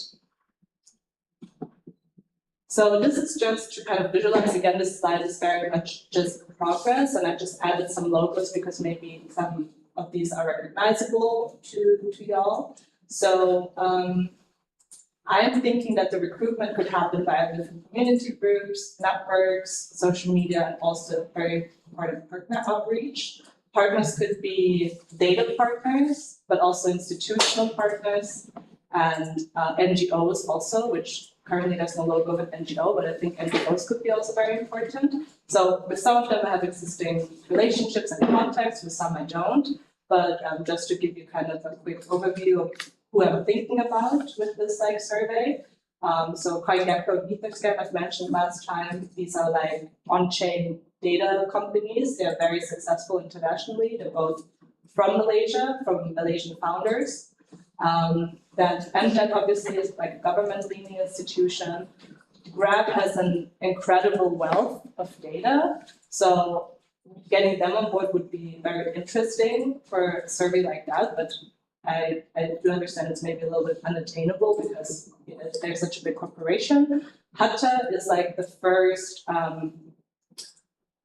local exchange approved by Malaysia, basically, that is also Sharia complicit and everything. So they just recently launched, so that could be interesting. And yeah, different other local groups. So this is, again, very much state of the art, still going through a lot of iterations, but I'm thinking this could be an interesting opportunity to survey. And yeah, same for the incentives range, basically. This is just based on what other people have been doing before me. I think it's sensible. Okay, so obviously I want to, be in alignment with the ethics approval, and I want this to be a fair compensation, not necessarily any kind of like inducement. Next slide, please. All right, okay. Thank you for your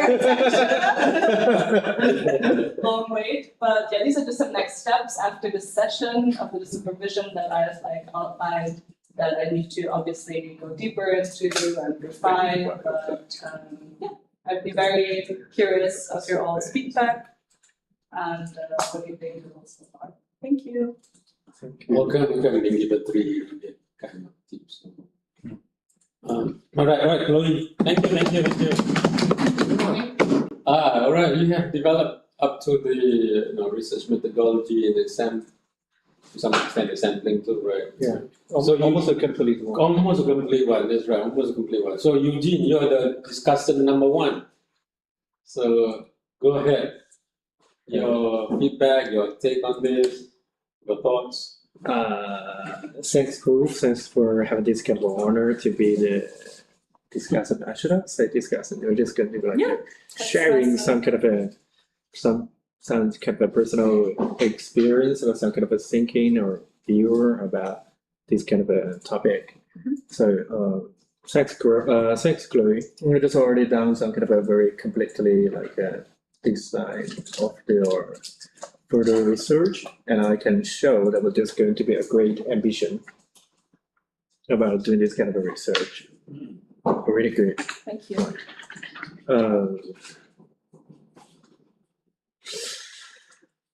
Why don't we just get a start?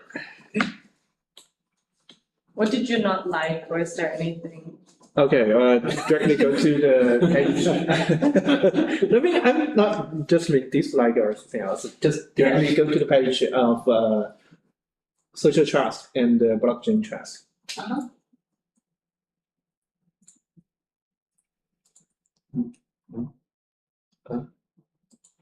Yeah. Yeah. Okay, this part you already have the some kind of a comparison between the social trust and the blockchain trust, right? So personally, I thinking about it, we're just going to be really have some kind of a difference between it, but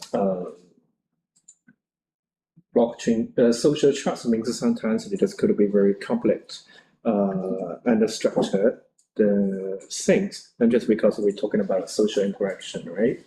So sometimes if you just want to look into the blockchain trust to apply or like reform the social trust, we're just going to be have some kind of agency, or I'm going to say, right, there's some kind of agency to transfer it to the form of social trust. So I think that mostly we're just going to be like a social science research and just about how the blockchain trust, this kind of a technical trust, can apply in the social interacting way. About in like a reforming the traditional social norm, or just going to be like you have already said, to enhance the social inequality, right? Right. Yeah, and one can turn into the other too. So it could be something that's first blockchain trust, but then there's also an element of social trust. So in some cases it could mix also.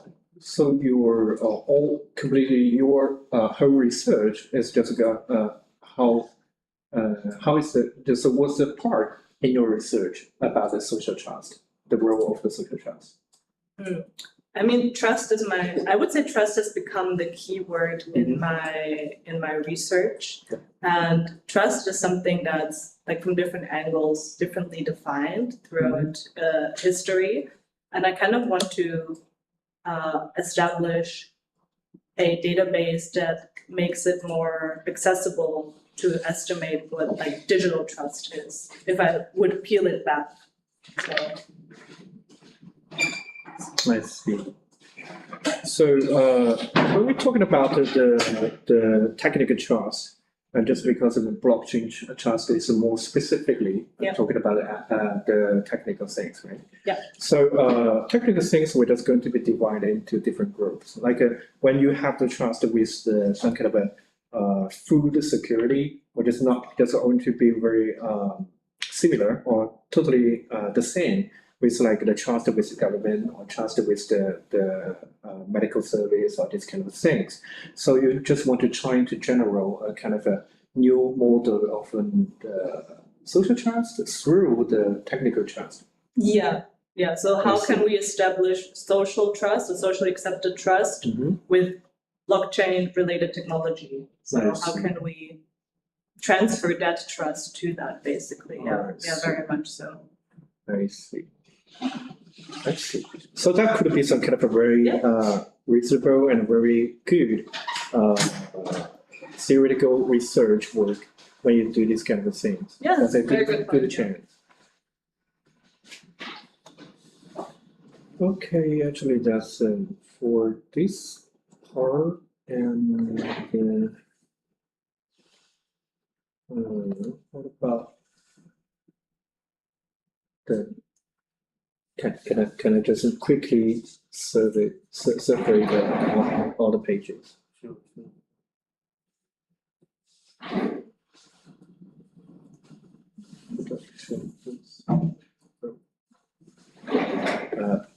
One minute.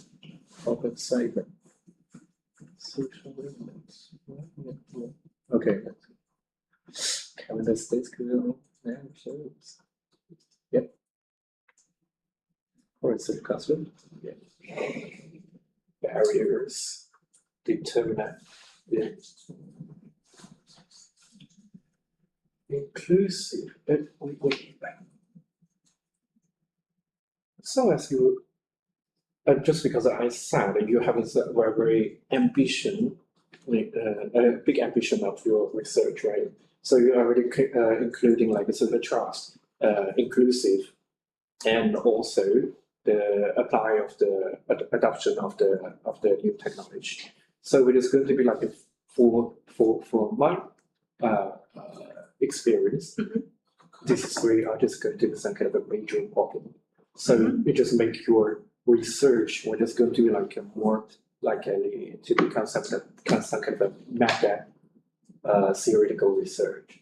So I just want to ask through your research questions, what kind of a standpoint you want to look into in your research? Yeah, I understand that. I think there are different words that all in itself are very big, as you said, such as inclusion, trust in self is like really big. So I could narrow it further down to just focus more on trust exclusively. My standpoint here is I want to understand from a social science level what the major problems are for Malaysians to adopt blockchain technologies. And trust is kind of my key word here because I know it has to do with trust. Whether it be trusting themselves that they can use it, whether trusting objectively looking at the technology and having distrust, or hearing things in media and feeling distrust. So that was kind of my standpoint. But I agree with you that social responsible, inclusive adoption, these are all very big words that it shouldn't be used interchangeably, and I can definitely narrow it down more. And I can, until next time, maybe also do more sub-questions, so to pinpoint certain things more. Oh, so also there could be some kind of a further question of your survey samples. So like when you survey samples design, you already divide into a different sort of responsible group, right? By the races. I mean, I'm not getting familiar with the Malaysian politics things. Should every research just have to like divide a responders group into by races, by like three major races, like Malay, Chinese, and Indian? Is it? I don't know if I wouldn't divide it. I was just looking at the population, and these are like the three major groups just by number, plus the minorities, so to speak. Yeah. But there could be other groups as well, such as, I think last time we talked briefly about like expats that are excluded from the survey now. I think it's a bit of a matter of what data is available to me also. Yeah. So Important point. yeah. So just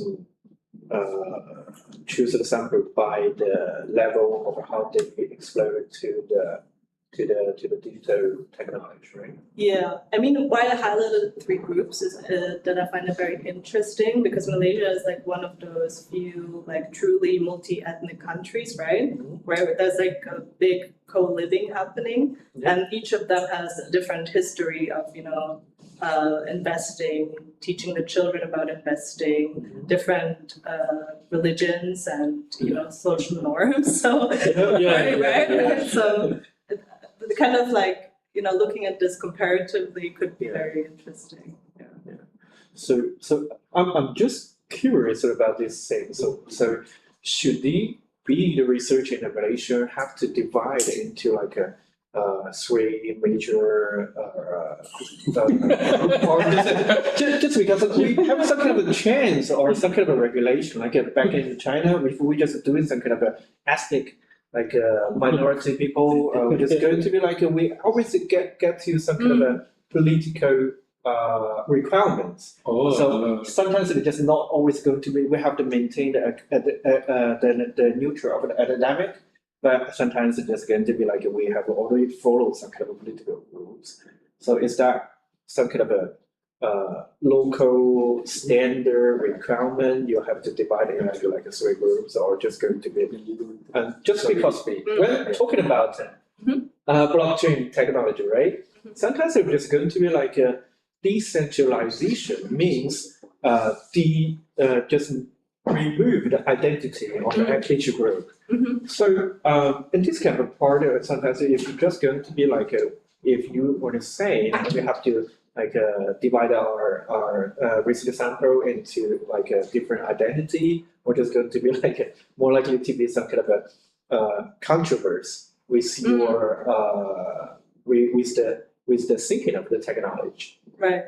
No, that's a good point. So I definitely don't want to do any pre-assumptions within the survey. I don't want to give, let's say, the Indian community a different type of survey than the Chinese at all. But if there would be research findings.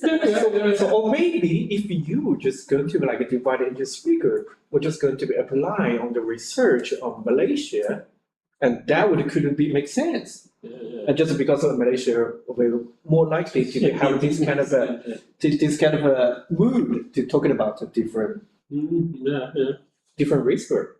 Yeah, it's different worldwide also, like the perception of this whole thing about like race and ethnicity, right? Yeah. So I think that, as I said, like I don't want to create biases, but if the findings show biases, then I obviously would have to like document them, like analyze them, in my opinion, right? And then I think the minorities is something it's gonna be interesting, like because I obviously don't have really much like touch points with them, but there's much to say about it.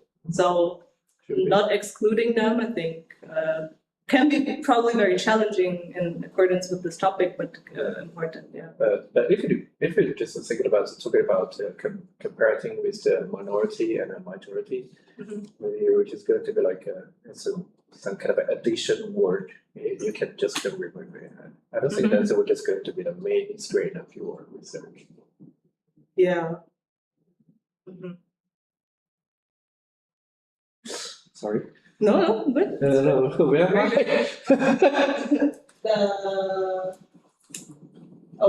We jumped from the trust basically to the minorities, to the research.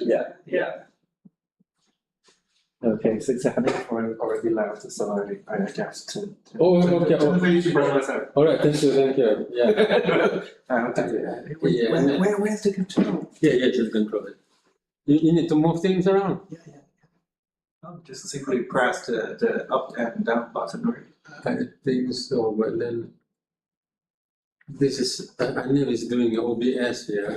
Just because for some kind of background. In China, we usually do not, just because we've been trained as some kind of we have to be neutral, so we just do not have the concept of the race. Yeah, I understand. Yeah, that's what I'm saying. It's different. Yeah. It's different. parts of the world. Yeah.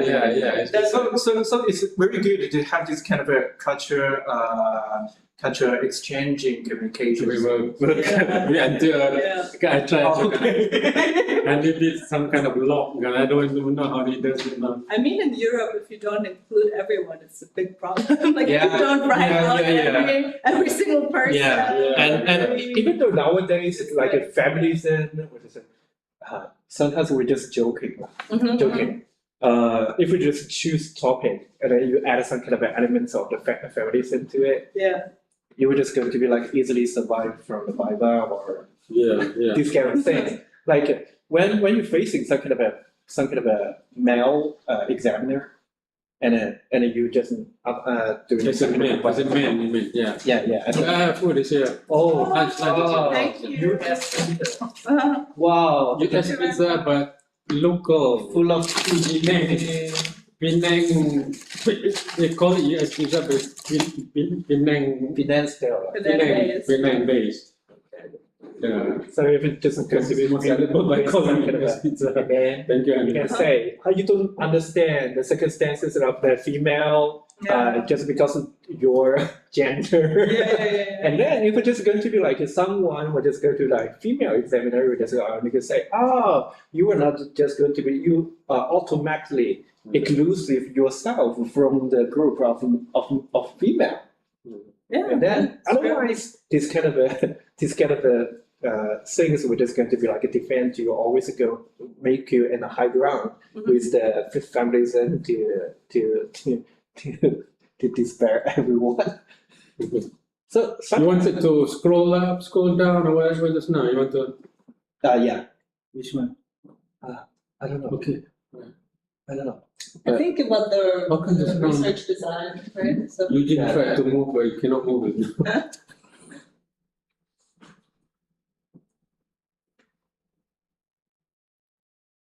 yeah, I think the next one, Research. I think design. this one, basically, right? The core correspondent groups.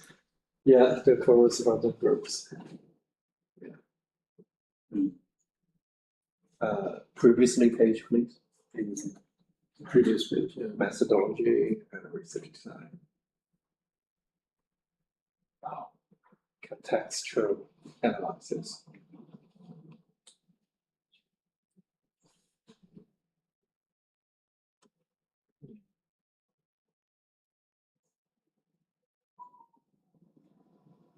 Okay, Are you okay? no, leave this part to you. Oh, okay. Okay. I think that's my part of discussion. Thank you so much. Thank you, very good. Thank you. Eugene's work is relevant to certain parts of your research also, Right. because Eugene's also studying trust more or less. Yeah. And Trust on the medical apps. usage of the health apps. Healthcare apps, online Healthcare apps, online apps. apps. But more specifically, I'm thinking about studying at the digital burdens. Digital Digital burdens. burdens. Yeah. Yeah. You're studying that one, so yeah. Yeah, it's also including the trust, and Yeah, it's because Frame differently. trust of the technology. And it's Right. because technology applying, not everyone can get involved in. Like you were talking about the inclusive, the social inequality always come from the ability, the skill to accept the new technology. Like a some kind of a social weak group, like elderly people, like some kind of children. I don't know, children. Toddlers. They are better smartphone player than me. Yeah. So, I don't know. So thank you again, Eugene, right? Our first discussion. So I'll be the second discussion. Okay, this is a wonderful research, Roy. There's a bit of anecdote about my experience studying CSR in Sweden. Right? So I remember going to a big company. It's like the Rolls Royce of trucks. Volvo. Not Volvo, the other one. Lorry, Scania. So,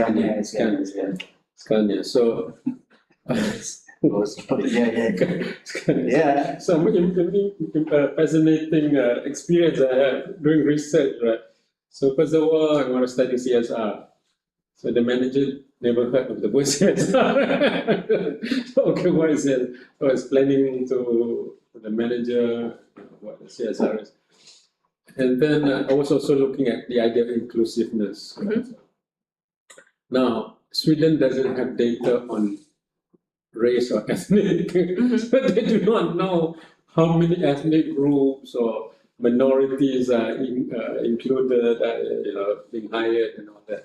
But they can give an estimate, right? So it's interesting how inclusion is being framed in different countries, and to them, by asking what your ethnicity or race is itself, this is discriminating against potential. So which I think is quite fascinating how over here ethnicity, race is like everywhere, and it's the foundation of how the society, political system, education system, economic system, you name it, right? So we have ethnic lenses, ethnic structures, ethnic institutions, or ethnic-based institutions, right? Education and all that, right? So, and we do not see that as racist in Malaysia. You have identity card with the race. Right? So everywhere. we do not see that as racist. Basically, I mean, there's a little small group of us who think that it's racist or whatever, but we do not see that as racist. But that's interesting to have that, different paradigm of how, how ethics and how socially acceptable or non-acceptable is being analyzed, right? And I remember one of my works when I studied, was doing my master's, I think. So I said, we need to be, I heard this phrase, and the examiner was really taken, was taken by this phrase, that you need to be really color conscious until you can become color blind, they say, so they were, the examiner said, that's very insightful, very because you cannot. He said, you cannot begin with the premise of being colorblind, because you cannot be colorblind if you're not color conscious. Right. So all this while we started with this premise that to be colorblind we're actually color conscious, because we have this institutional racism, US they were talking about, right? So by being colorblind, we're actually being racist, because we are allowing racism to occur without, that's why how the examiner was. I wasn't looking at US, I was looking at Malaysia. Right? So, but he was trying to juxtapose the whole thing to US about the race and ethnic issues. Now, coming back to your work here, I think this is fascinating. Can I know what your article was about? The recent one, it was about Because you have something there. Yeah, it was mostly about Roscas, as I was kind of diving Problems, into. formal problems, okay. Yeah, so So compared. you do have some findings here already, right? Yeah, initial findings, and since then I've been more deeply incorporating the group of people that have interacted with Roscas before, because last time I didn't really focus or include people that in some way have been maybe scammed, right? But I think this could be an interesting survey group. I'm not sure yet if I want to only focus on them, because I want These are to. people being scammed. Yeah. Oh, right. Yeah. So there are different NGOs in Malaysia, there are different platforms that kind of help these people, and also sometimes people come forward as well. Obviously, you read it in the Malaysian news quite often, unfortunately. Yeah. So 52 billion is a big number. it is big. It is I never knew huge. it was that huge. Yeah, and Wow. you have to think of it as this could have been money that goes towards families, their food, their rent, Education of the children. exactly. So this is a big problem actually that Malaysia has compared to other countries. So I was looking at how Roscas are named differently among different ethnicities, but also across different countries. And Africa has their own system as well. It's in essence it's very similar, but depending on your background, they are called differently and they're treated differently. But a lot of people are using this informal finance because they also cannot get loans officially from banks, and it's a lot of vulnerable groups. So let's say migrant workers, women, the youth, a lot of them are using informal finance, but maybe they become victims of loan sharks or scammers. Scammers, maybe. scammers, And it's interesting because this does not happen necessarily everywhere in the world. So let's say I can just speak from my experience in Europe. You don't really have those informal lending groups or so. So this was very specific to Malaysia, I found. That's why I looked into it a bit more. And as I said, I think it could be interesting to talk with these people who have already been scammed, maybe through blockchain. Why did you trust it first? But why do you distrust it now? What made you accept this transaction and trust it? Yeah. In terms of narrowing down the survey group. But yeah, it depends on what data is available also. I think. Yes, it's well, with 52 billion, definitely there's a lot of people involved here, so it's not a small number of people. Yeah, You know, it's extremely no, yeah, I know Malaysians are involved. I did not know it to this extent. So so the numbers are there, right? So Yeah. the people are there. So it's about accessing the people. Just like I think 1 or 2 weeks ago, Research question. there was like I think it was in Penang State, so on the other side, not on the island, but on like the other side near Butterworth. Yeah. They busted down one of those farms, Yeah. scam farms, right? With like, I don't know, like 30 people. Something like that, yeah. Yeah. Big number, yeah. Some of it was like with blockchain scams, some was love scams, so I very.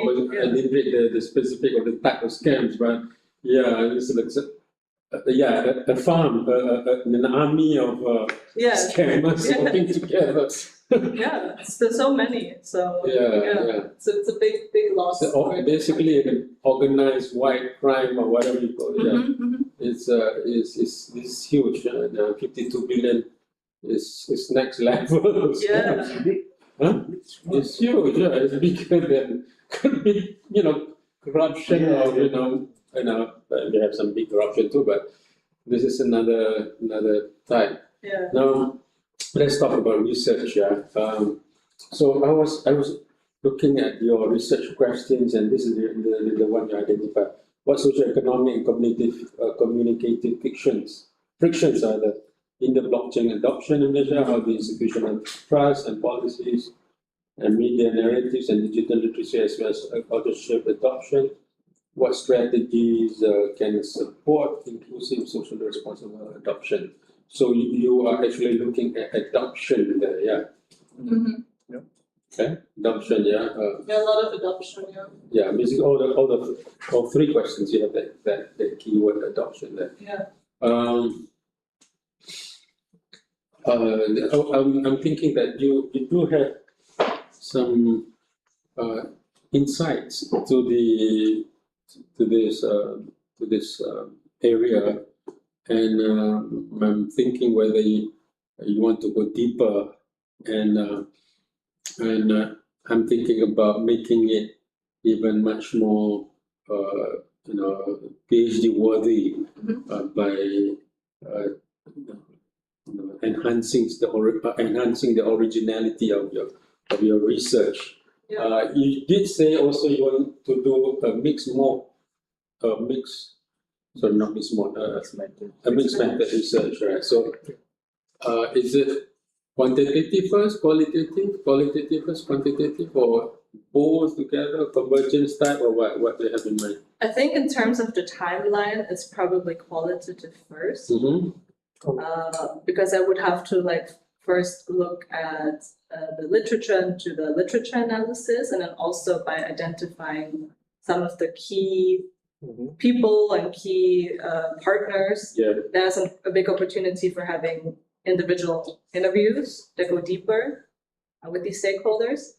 And then the survey part would be the quantitative part. Right. So good. that would be similar to what I maybe have done before academically, where I would use Python to kind of transcribe everything and do that. But I thought that a bigger number for the quantitative part makes sense because I want to see kind of the cross section of Malaysia here.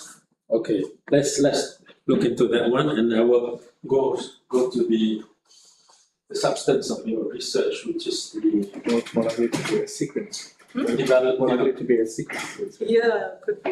It's a sequence. The theoretical contribution, like I was mentioning. Can you see? Can you capture it? Over here. There's the technology is part of the structure. We wanted to eat the pizza within 5 minutes or so because it's still warm. Otherwise, you get this nice. It's different. Okay, so the focus of my comment today at this, right? Because we will need to leave by 3:45 or so. Four, because the solar curse and all that, right? So 3:45. So we do have time. Yeah. Then we do not have time. We got to go fetch people at the airport. That's what happened. There are people coming from there. I thought today is Wednesday, so it's like, oh my God. So,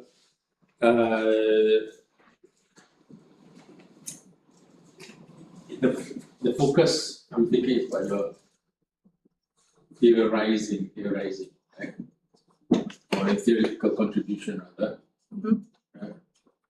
To make it basically worthy, to increase the worthiness of your research. And I think the idea of adoption, intention, all that, a lot of people have studied it.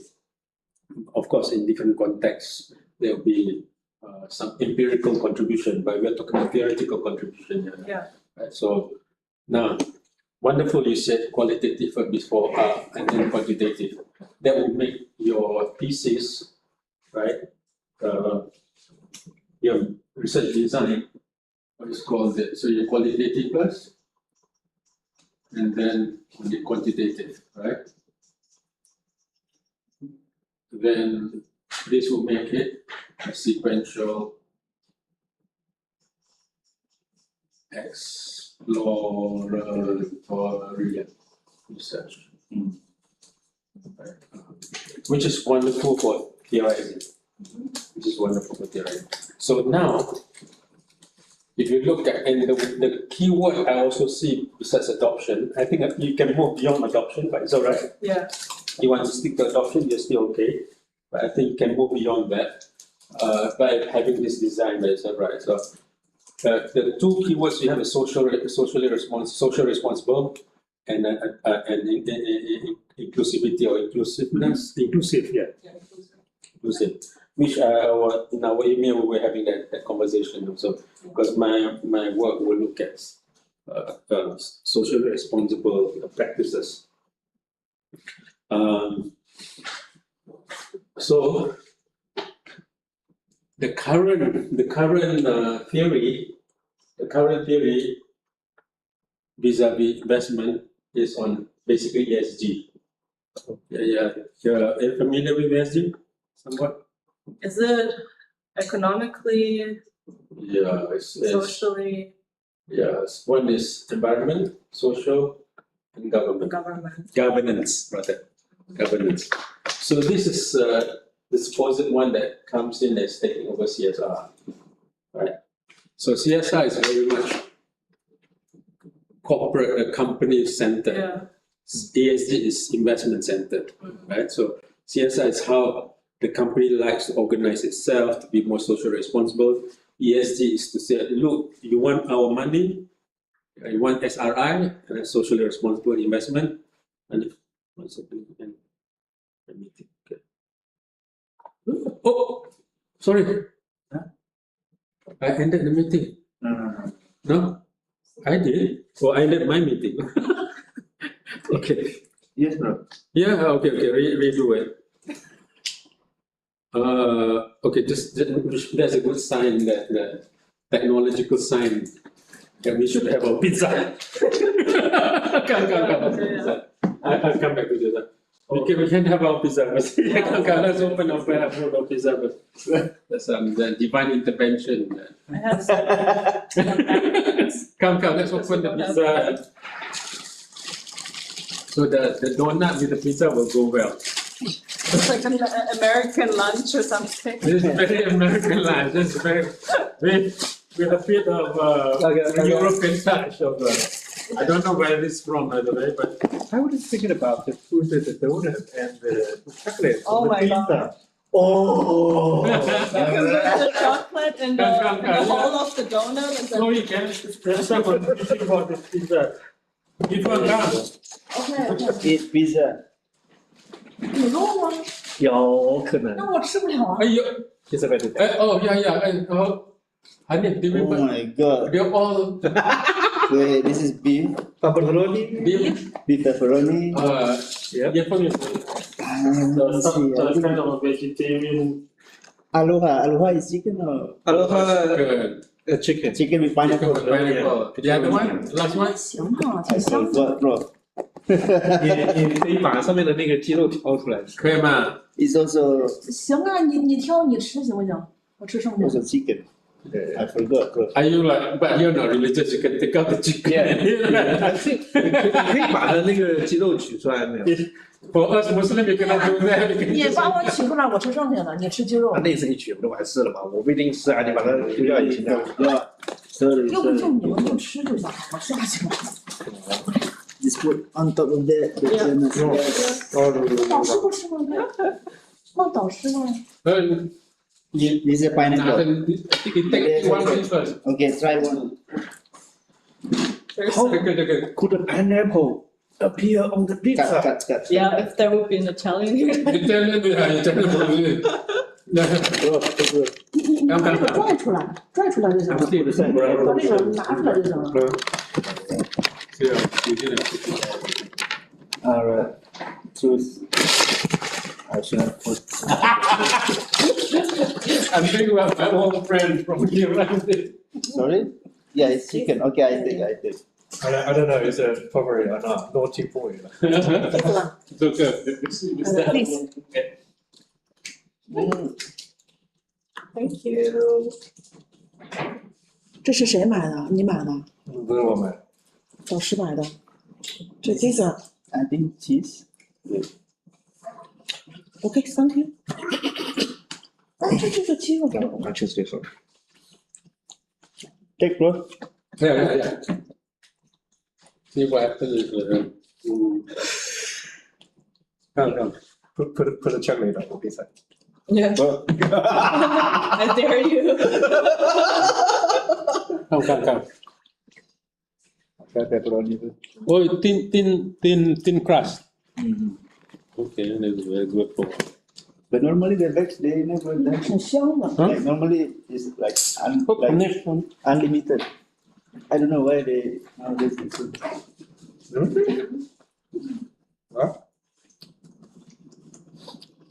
Which one's better? What's Austrian Pizza Hut or food? no man? Pizza Hut or Austrian food is delicious, but it's not halal. Of course. What do you like? I mean, probably schnitzel is like the most famous one. What's it again? Schnitzel is like, Schnitzel. it's basically like, you know, with like Japanese curry where you get like a breaded cutlet, where you get the crispy chicken cutlet. It's big crispy chicken cutlet, like this big. We have different kinds of dumplings, but without filling. Ah, They're called dumpling. knödel. They're very good if you have them with Dumplings sauce. in Austria. Yeah, but they look different. They don't have any filling. You eat it with sauce. Then there's like a beef stew, Sounds like it's Slovenia. something like this, basically. Can I? Yeah, sure. Close. Knödel. We have like goulash, which Goulash. okay, I like goulash. goulash, which we share with like the Hungarians. So it's a debate which one invented it, but it's good. But the writings are similar. Oh yeah. You also use German language too, right? OK， So Austrians speak German, yeah. 好吃。 But How's it? okay.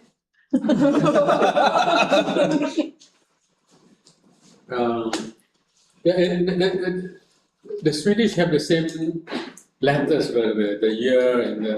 Yeah, but they have different accents. Like Okay. everyone in Europe has like different punctuation, different accents. So like, yeah, the French have their own, the Hungarian have their own. Yeah. Seems like they have more vowels than English. Yeah. Yeah. They have very long sentences. Words. Like the O is not O with the dot, two dots on top. Then it's not always. Yeah. Yeah, something like that. It's very long words. There are like a lot of jokes with it. Because something that means like something in English with five syllables is like this long of a word in Austrian.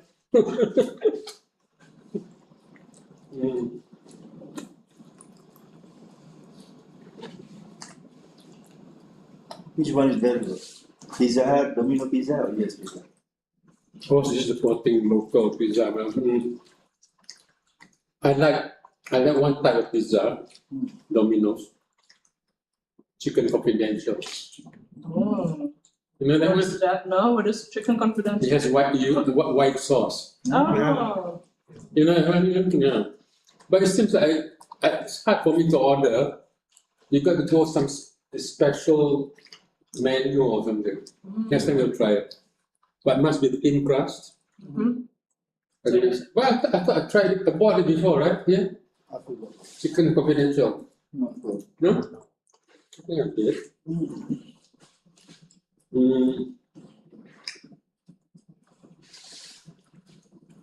Do you like the Chicago style, the deep dish? Oh, It's like so. I like that too. Not only that. I think that's too much cheese. Yeah. Or they have something different. Because it's Malaysia, right? It's in Siswanto, by the way. Mm-hmm. They have the. Did we go and eat there? Well, Yes, pizza. They have two types that are special. One is durian pizza. Sunking pizza. Durian is that? One sunking pizza. Chinese people like it so much. I It's, don't know. well, US pizza is Chinese but it's halal. This is the Chinese but it's halal, right? The durian pizza.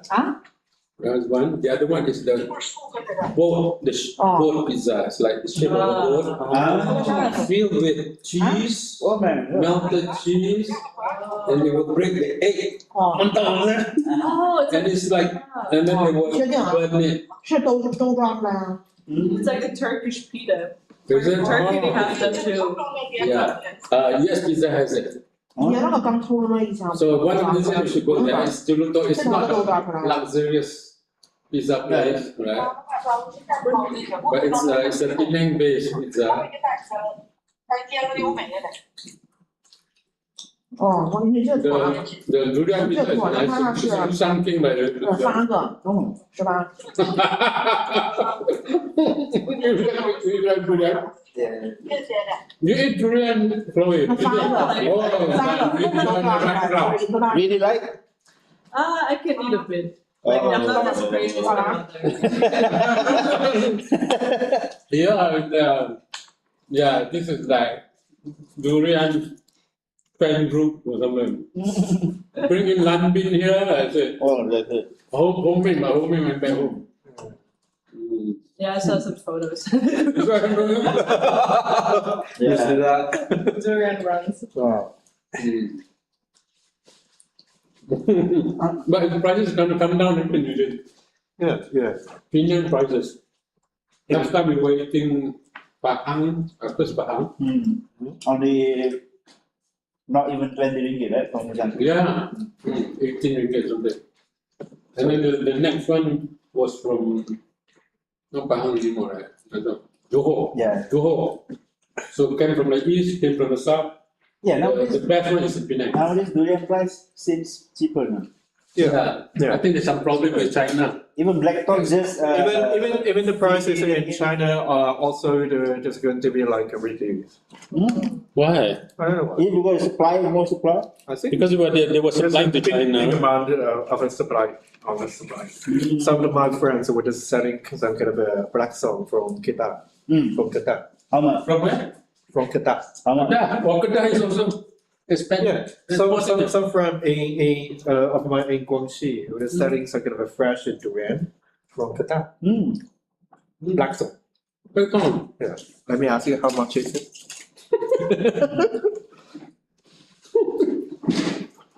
Take.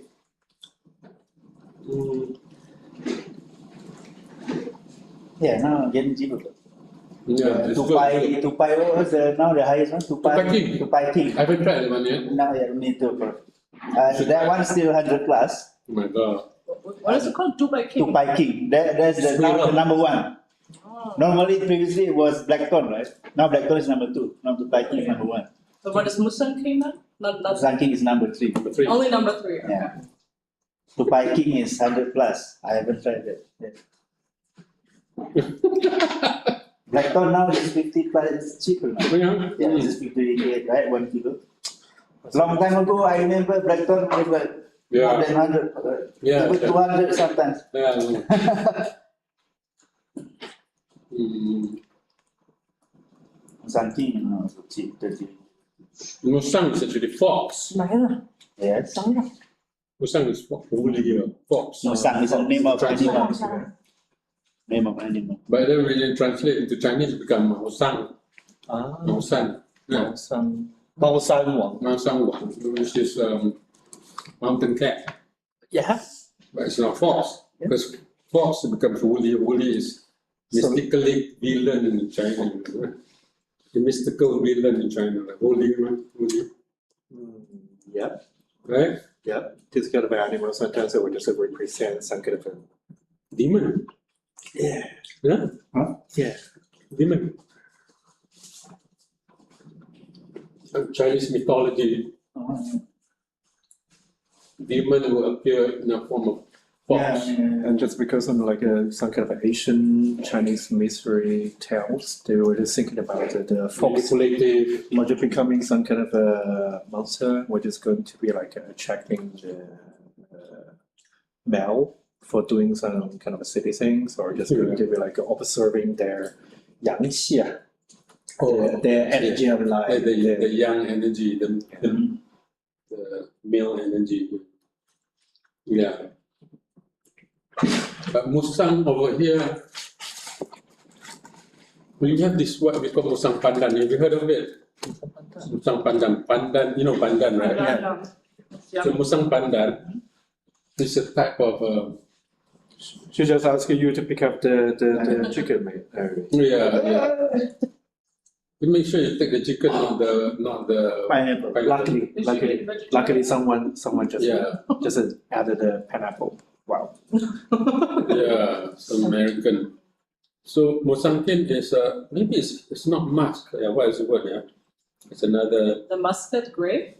No? maybe yeah. Because Musangkin, Musang Pandan, Musang Pandan, when they urinate Yeah. on top of the roof, your smell is fragrant. It's a pandan smell. I see. Ah. So we know it's Musang Pandan, and they are like wild. I have Musang Pandan on top of my roof and stuff. They're like fighting or mating. I don't know why.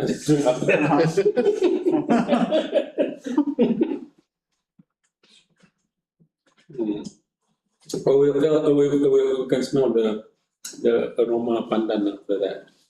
This pandan because they eat fruits. They eat fruits. So they are mainly the enemy of farmers. They eat fruits. I cannot control them that much because although I grow fruits as well, but I cannot control them. So coming back this one, yeah, Chloe. Let's continue to eat. Yeah. Okay, one more donut. Go for it. Wow. Sugar. Go become I don't know what you become sugar man. Sugar man. Gula sugar. Gula man.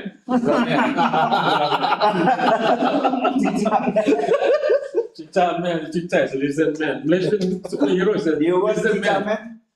It's a Malaysian superhero. Chicha Man. You must It's watch. a comedy man. It's a 2010-2013 movie.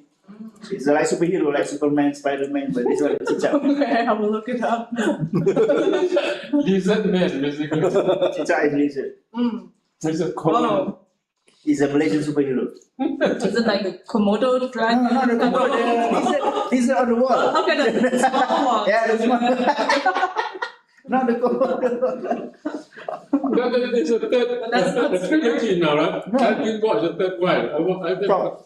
Crowd Movie. I watched the first one. I thought it's a silly, but with the launching of Chicha Man, I told you, it's launching in USM.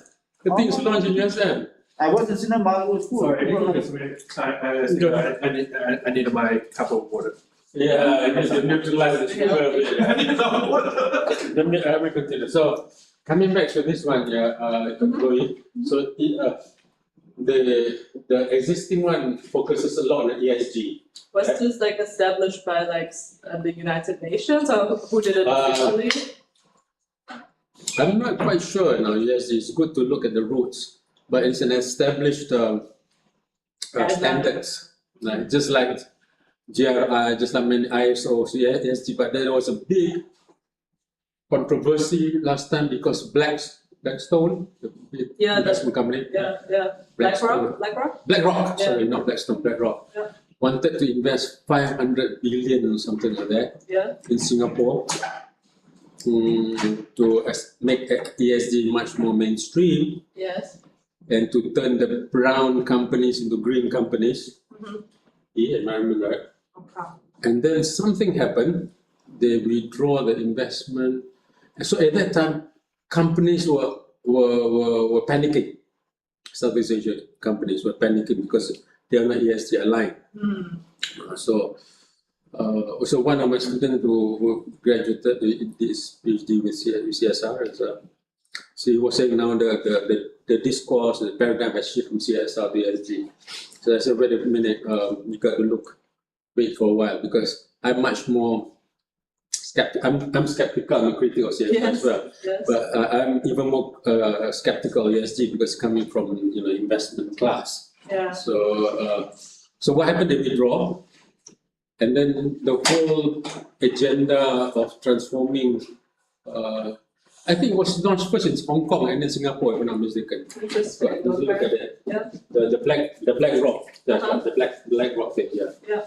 So now the point I want to raise here is this is very much Western centric, but more importantly is also a capitalist centric, so to say, yeah. Yeah. Okay, capitalist centric. Now, by designing the way you're designing the research, which is qualitative and quantitative, you could develop new standards, new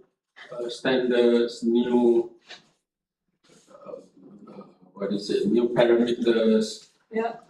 new variables, right?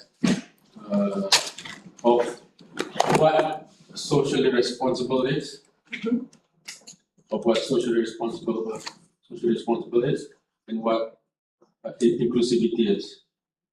Yeah. Right? So you can develop this variable, a set of variables maybe, and depending on how you want to segment it later on.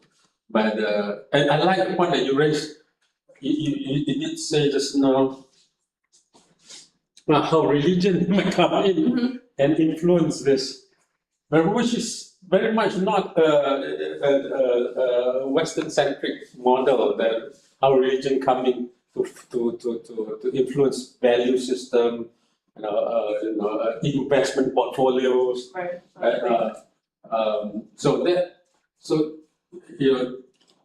This can be the contribution is here. This is the contribution. I'm dropping the key. This could be the key to developing a new framework of analysis of how socially responsible and inclusive investment in blockchain can look like. Is perceived or is constructed, is socially constructed in the minds and experiences of Malaysians. Yeah, I like that. So, and of course you can divide it, you can do different groups of people, right? You can start with, you can do this part, you can do the FGD here, which we talk about FGD, the discussion, focus discussion, right? This can be the people who have blockchain, these people without the blockchain. Yeah. Right? So if you want to look, I'm not sure whether you are still looking at ethnicity or not, right? So you will have how they construct, how they conceptualize socially responsible investment, inclusive investment in blockchain, and the issue of trust and all that. You can bring it in. Yes. Let them operationalize it, let them come up with their own interpretations of how, what, and how and what these the variables are. Yeah. Right? So that is actually an original piece. Yeah. And then from here, you'll develop some kind of framework, whatever. Right? You have some kind of framework or models, right? Right? You maybe have 2 or 3, whatever. And this is be the findings, right? The qualitative findings, right? You understand that? You understand? No, I understand. Qualitative findings, right? And contribution also, right? So, somewhat similar to what Samuel was doing. From here, you test this thing using a quantitative survey. Yeah. Right? So you see how, whatever you want to test. So of course, quantitative survey, you would need to identify what the dependent variable you're interested to look at, and the independent variable. So the list, whatever there. So this is the methodological contribution as well as theoretical contribution. So this is so I would make this you need to make the anchor, what is the socially responsible investment, inclusive investment, and maybe included in that is also trust. If you want to establish that as another one, I don't know what you mean about trust. So your research design will be one step deeper, higher, better, the next level of research, and producing more meaningful theory.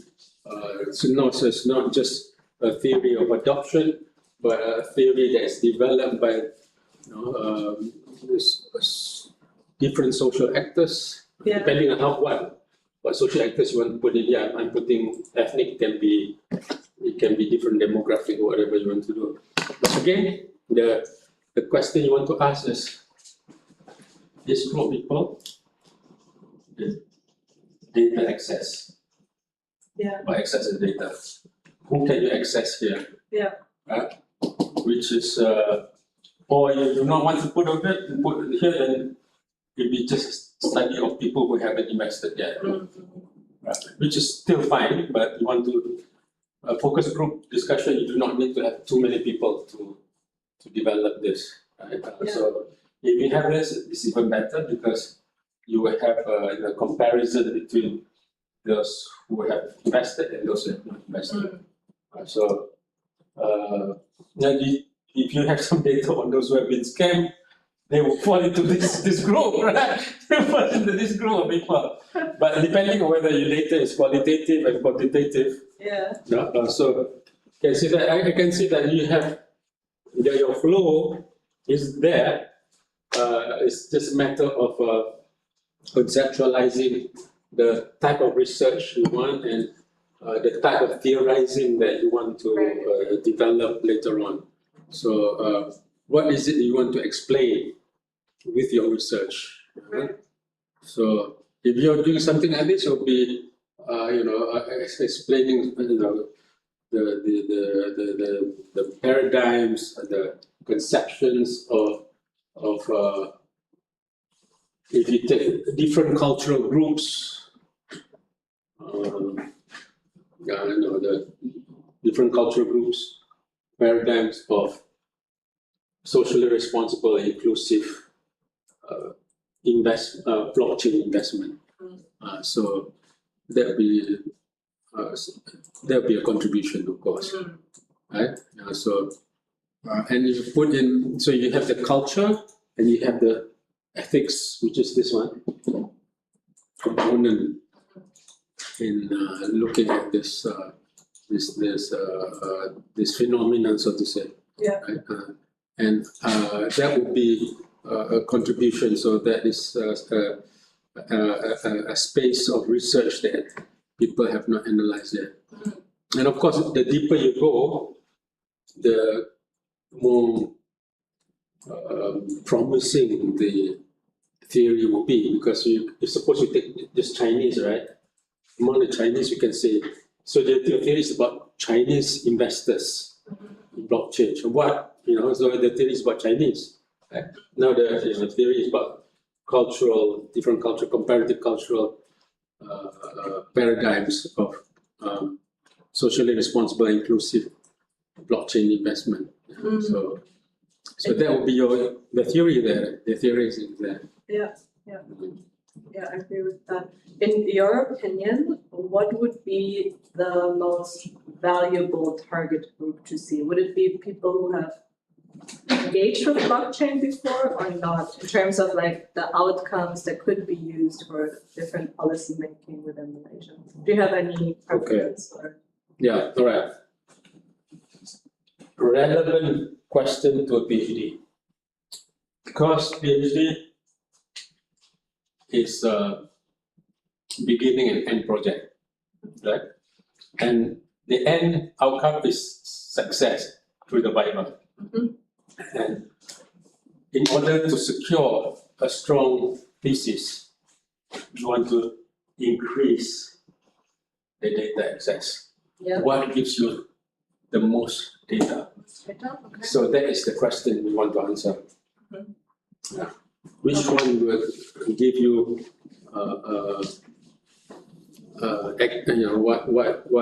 what sampling would you go for? Yeah. Right? And you want to have some really thick, because if you have a small group of people, right, then your data will be limited and it can be questioned. There are cases where my students they come to me and they say, beginning with 3 case study, then we remove 1 because it's not much to say about the 3rd case study. And then that can be a point of attack. Yeah. So as a supervisor, I'm also thinking about your PhD success. Yeah. That will be my responsibility to advise you on that one, to make sure you succeed during the Viva and your PhD. Of course, that would be the young, the yin become a scholar, a researcher. But the PhD, there's a strategy to it, and one important part of the strategy is to have your data, strong data, and unquestionable data. And once they say that it's not important to have thick thesis, that's not true. Because it's really hard. I mean, you can, but the space of possibility is there. But it's difficult to fail a thick thesis. Yeah. And I mean, it's hard to say because it also depends on how deep the survey goes and etc. But would you say that something between 350 to 500 individuals is enough to produce that thick of a data, or? Okay. If you're talking about the quantitative side of it, right?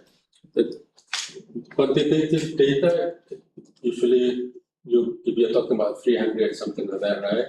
We are talking about, you're referring to a population size. And if it's random, it needs to represent the population. Yeah. Right? So there's 350 is usually more than enough to represent a large group number. Even believe it or not, Malaysian population 350 is enough to come up with a good generalization. Statistically speaking, although if we look at a lot of statistics, they will extend to 1,000 population or even 2,000 because people have the conception that you need to have big numbers of sample to understand the whole country. That's not true. But statistically, I'm talking about statistical representation, right? You do not need that much, right? And there's a table that you can use, right? I think it's the concurrence formula says 384 is like the. Something like that, yeah, something like that, yeah, that's right. You Yeah, don't need that much. yeah, so you don't need that much, so. Yeah. So, yeah, that's a comfortable number, 350. Yeah. 500. And I don't think it's, the number will not be as, be in the millions of whole Malaysia. So, Yeah. so that is a good range. So to answer your question, that would be it needs to represent the population. Right? And in terms of thickness, the thickness usually comes from the qualitative part. Yeah. Yeah. Survey design, yeah. It's actually coming from the qualitative part. So when you have a combination that is highly more likely to have the thickness and the depth, that's coming. You have this one, you have that one too. But some years it was slightly different. It was analyzing, secondary data, but the secondary data it was analyzing was voting patterns between 3-4 countries. So it was a lot of work for him. But here if it's 350 is manageable. So it has to do with the analysis of it, and of course the number of variables that you want to analyze, right? That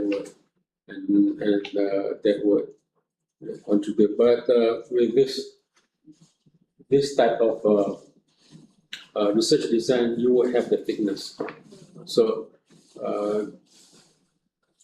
if you find that data, your access to data is a problem at the beginning, you have two proposals, right? Yeah. So the second proposal is where your pilot study is. Oftentimes the candidates present more than a pilot proposal. You collect the data, you say, well, it's not enough, and it's time to change. Yeah. Okay. Yeah. Perfect. Yeah. Thank you so much. Helps a lot. So, the part that I would like to see more certainty, clarity from you is what is the social groups or comparative social groups that you want to look in. That's what I'm currently tinkering around. Yeah. Then again, this the key is over here, right? The data. Yeah. So I should start with this in mind. Yeah. What is it that you can? So yes, you want to pursue what you want to pursue. At the same time, you want to do kind of a Venn diagram to see which one will be optimal to your PhD success. Yeah. So after your PhD, you can do what you want to do. Okay. Seriously, right? So you're listening to what I was telling to somebody just now. Yeah, it's about to succeed during the Viva. It's about strategy. It's about making sure you success. So it's not just what we want to do, but what we want to do. To win this game, there's a game there. So if it's a taekwondo, you got to follow the taekwondo rules, right? You don't take taekwondo then take taekwondo for fun, which is fine, or karate or whatever you want to do. But that's how you're being evaluated or judged. You got to, the judges are still, in this case, they have absolute power. But Malaysia try to mitigate that, moderate that by having a chairperson, by having a representative from our center. So together, and then we have a secretary too. So we have 3 persons to moderate. That's Malaysian way like that. So during your Viva, you have the external, we have 2 internal for PhD. Yeah. So you have the chairperson outside of the school, outside of our center, right? Just to make sure that the center is not too biased, And then we have the representative of the director or representative of the dean, and then we have the secretary. So just to moderate, just to try to be fair, for the appearance of being fair. But usually the chair would help the candidate. Usually. Yeah. So you have this one. I think you're not too far away from your proposal defense, since you do have things laid out quite well here, I can see. Right? You just need to be clear about this part of your work, because you want to be what is it? You want to be sure of your theoretical contribution, Right. not something too repetitive of the previous study. So there's a research gap that you want to look into that will be much more meaningful, that you want to pursue in your research. And then remember that with a PhD, that will be your area. That will be your area. Of course, you can move up beyond the area, but then one of the things people will ask oftentimes is that, what's your PhD about? Even 20 years later, people ask that question. Seriously, people still ask that question to me. Okay, I forgot. Huh? And then I will answer. Okay, I forgot. I forgot. Oh, that's a good one. That's a good one. But don't forget, it's easy to find out. It's entirely easy to find out what your PhD is about. but then again, a lot of people move to find other areas, but the field is the same, but areas might be different. But at least have something meaningful. I think this is meaningful. And then it is the socially responsible based on their own cultural values, and the cultural values can come from religion, can come from their culture, heritage, whatever, which is not bound by ESG or CSR and what's interesting about Malaysians, I think Asians as well, and maybe China as well, environment is not a big thing. Environmental ethics is not a big thing. Community ethics is higher.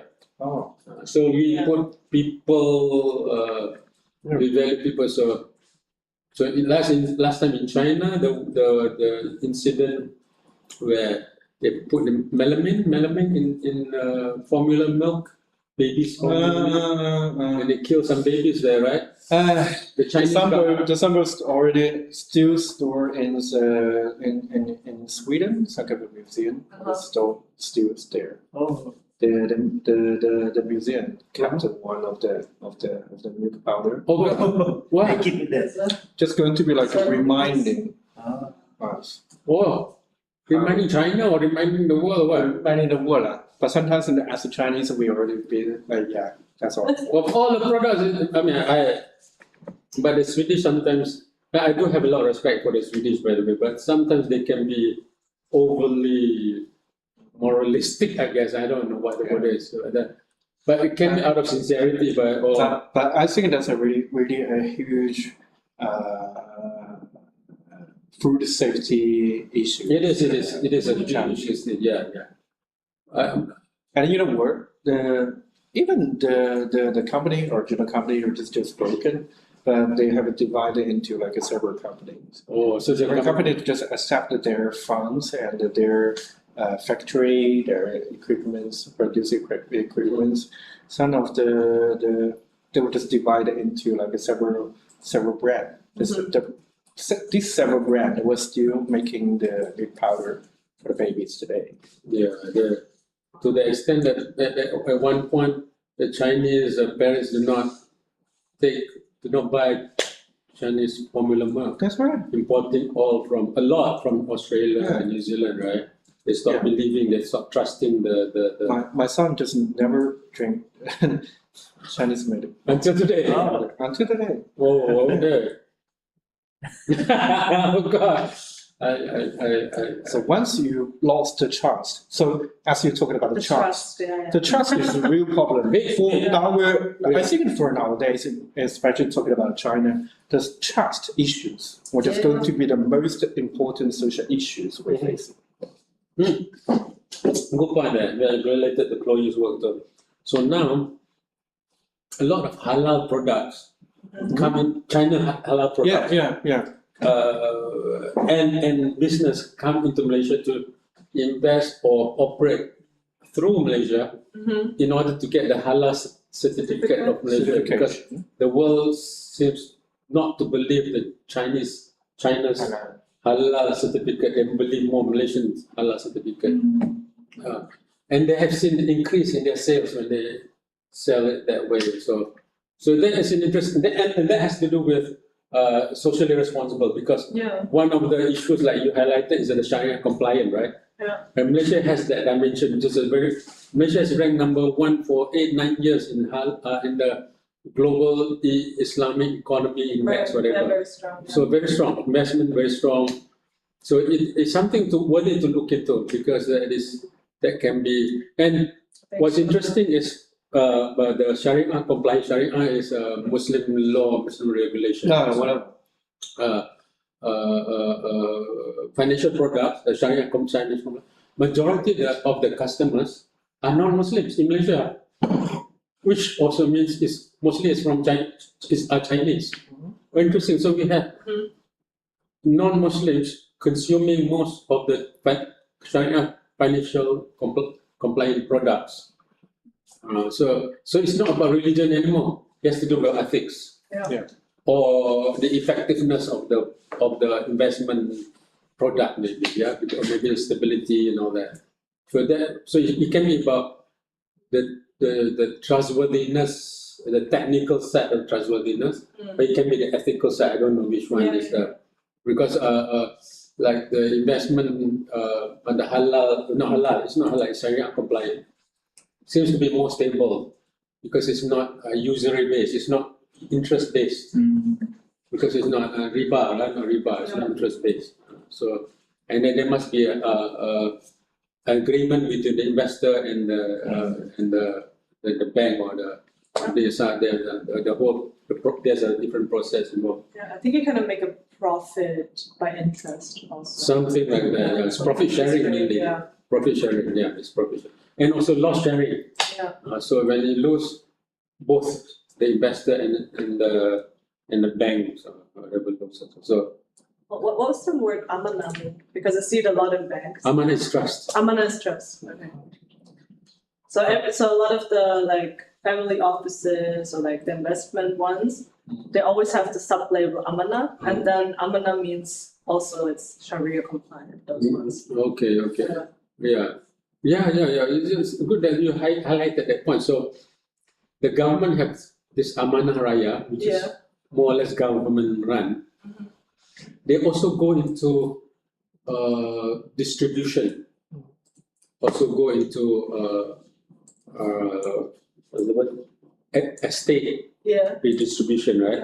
So for the Muslims, when you die, pass away, right, the Sharia automatically can come in and have this what is called fara'id system, the distribution of wealth based on Sharia. If you do not have your own will and all that, if you have your own will, the will will come in first, and then follow the fara'id. So interesting. So the amanah raya people will come in for the fara'id. It's so interesting how the government comes. So Malaysian government is very active in that sense. So if you compare with it, like Indonesian government is not so active. Yeah. And although Indonesia will have a larger investment potential, because there are 270 million people over there, with 80 to 90% Muslim, but the government did not really capitalize on this aspect of investment, the Sharia compliant. Right? Malaysia went into that quite big. So I'm not even sure if in Indonesia it's allowed as a foreigner to buy anything, because there's this concept of like renting it for 99 years. I also don't know. Yeah. But I think it's harder than in Malaysia, because in Malaysia foreigners, they will pay a top-up price, but they can. I don't know. Can allowed. invest or Okay. Yeah. So there were a lot of expats to buy too then. So and they have the sukuk thing, right? Bond. So they have this. Well, So what's interesting, during the financial crisis of 1998, right? Two types of banks were surviving well: the ethical banks and the Sharia banks. Sharia banks can fall under ethical banks also too, because they follow certain ethical listing. So by that time, my brother was working in the stock exchange, so he helped develop the investment criteria list. So it's interesting. It says there's also the inclusion list and there's an exclusion list or something like that, which is part of this ethics thing. So for Sharia, there's something that if you're gambling, you cannot be included in the list. If you're, entertainment, something like that. But then there's also inclusion list. Maybe you want to look at it. I'm not very well versed. That's good, yeah. The criteria. Yeah. And so what I wanted to say just now, there is actually another dimension to this thing, which is the Sharia dimension, as far as Muslims are concerned. Yeah, and that would, and when you touch on Muslims, what happened is they can go into the minority. When I say minority, they can be the rural or the housewives, the non-traditional investor. Yeah. So because they are not the typical investor type. So I don't know, since this is but you're showing me this is on the rise, so it's somebody is investing. I don't know who is investing, right? That makes me interested to know more about this. It's coming more in the mainstream also. So. Maybe I should explore this, but I'm although my investment profile is moderate, but my investment practice tend to be conservative. Okay. So, but I think I'm ready to go a bit more risky. Okay. We can talk about that. Yeah. Okay. So there's another one, the investment profile of the people, right? Yeah. It's another. Hanif was asking me this question. We were having a discussion along 3 days ago or 2 days ago. And I've lost it. Yesterday. Yesterday. I know it's here. I told you. 2 days ago. 2 days ago. I think because there was a holiday in the middle of the week. So I'm just unsure. So this is I was into investment last time, So we wrote this book on total financial investment. You can see my picture when it's like how many years ago, Hanif? 2003. Huh? 2007. 2006. 2002. This is the third edition. 2006, 2002, 2006. So I work with a group of financial planners. So this is one of my hobbies last time. Can you show us something? Sure, we can put it in our but it's personal financial planning more or less. Right? So I've been a student of Robert Kiyosaki. You know Robert Kiyosaki, right? Yeah, Rich Dad Poor Dad. Rich Dad. Yeah, I'm a student of his.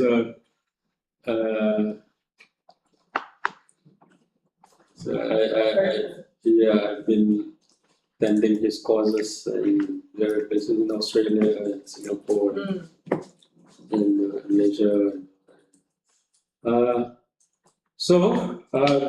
That will be from anyone who wants to share any more insights or inputs or comments or critiques or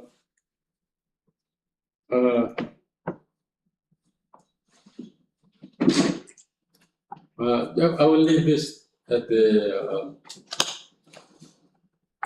since what happened is that the third edition Michael Gay was looking at our book and he was one of the property tycoons. He said, okay, we want to be included in the book, so we come up with another. Michael Gay is a Penang property tycoon. So he was putting a property investment chapter in it.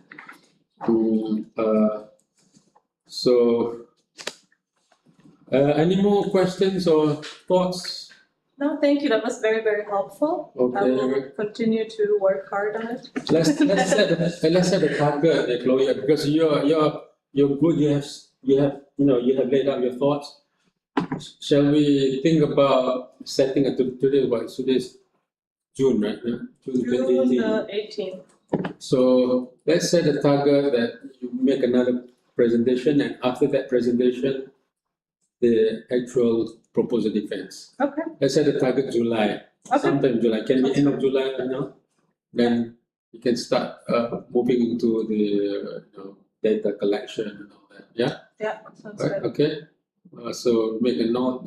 Our target is somewhere in July, maybe mid or end of July. That's fine. It's July, so you're moving smoothly. How long have you registered now? 1 semester? Yeah, this is now first semester. First semester still there? Okay, good. Okay. Okay, I want to touch on Facing level one. No, it's okay. Because what happened with geniuses, smart people, when it comes to reviewing we review the students' progress in our. So when it comes to Eugene, I said, he's too smart for his PhD. But Dr. Tang has a student like you too, I don't know who. So he was talking about somebody, yeah, I have a student like that. What I only can do is Okay. That's mistake. What does that mean? What does it mean though? Sorry. Sorry. really sorry. Oh, okay. I Deeply sorry. Okay. No, I do not know. It's okay. It's okay.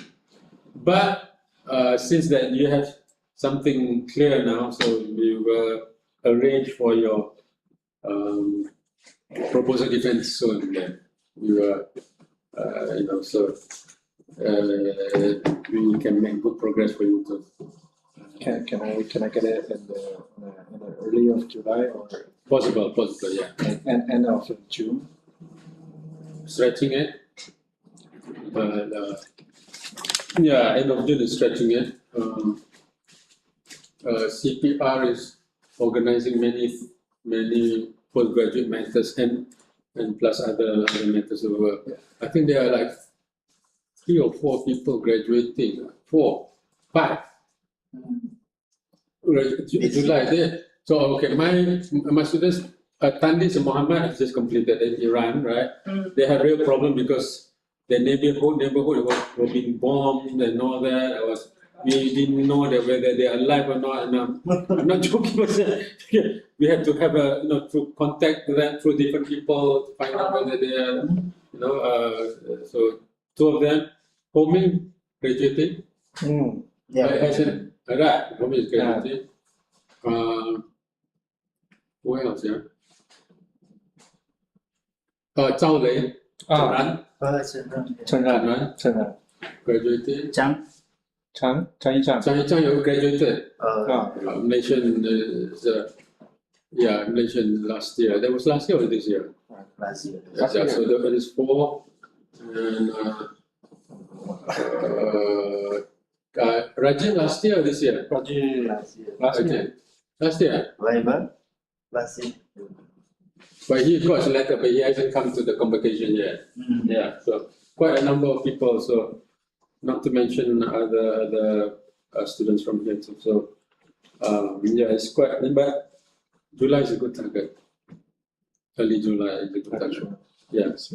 Do follow up with me so that and Hanif as well.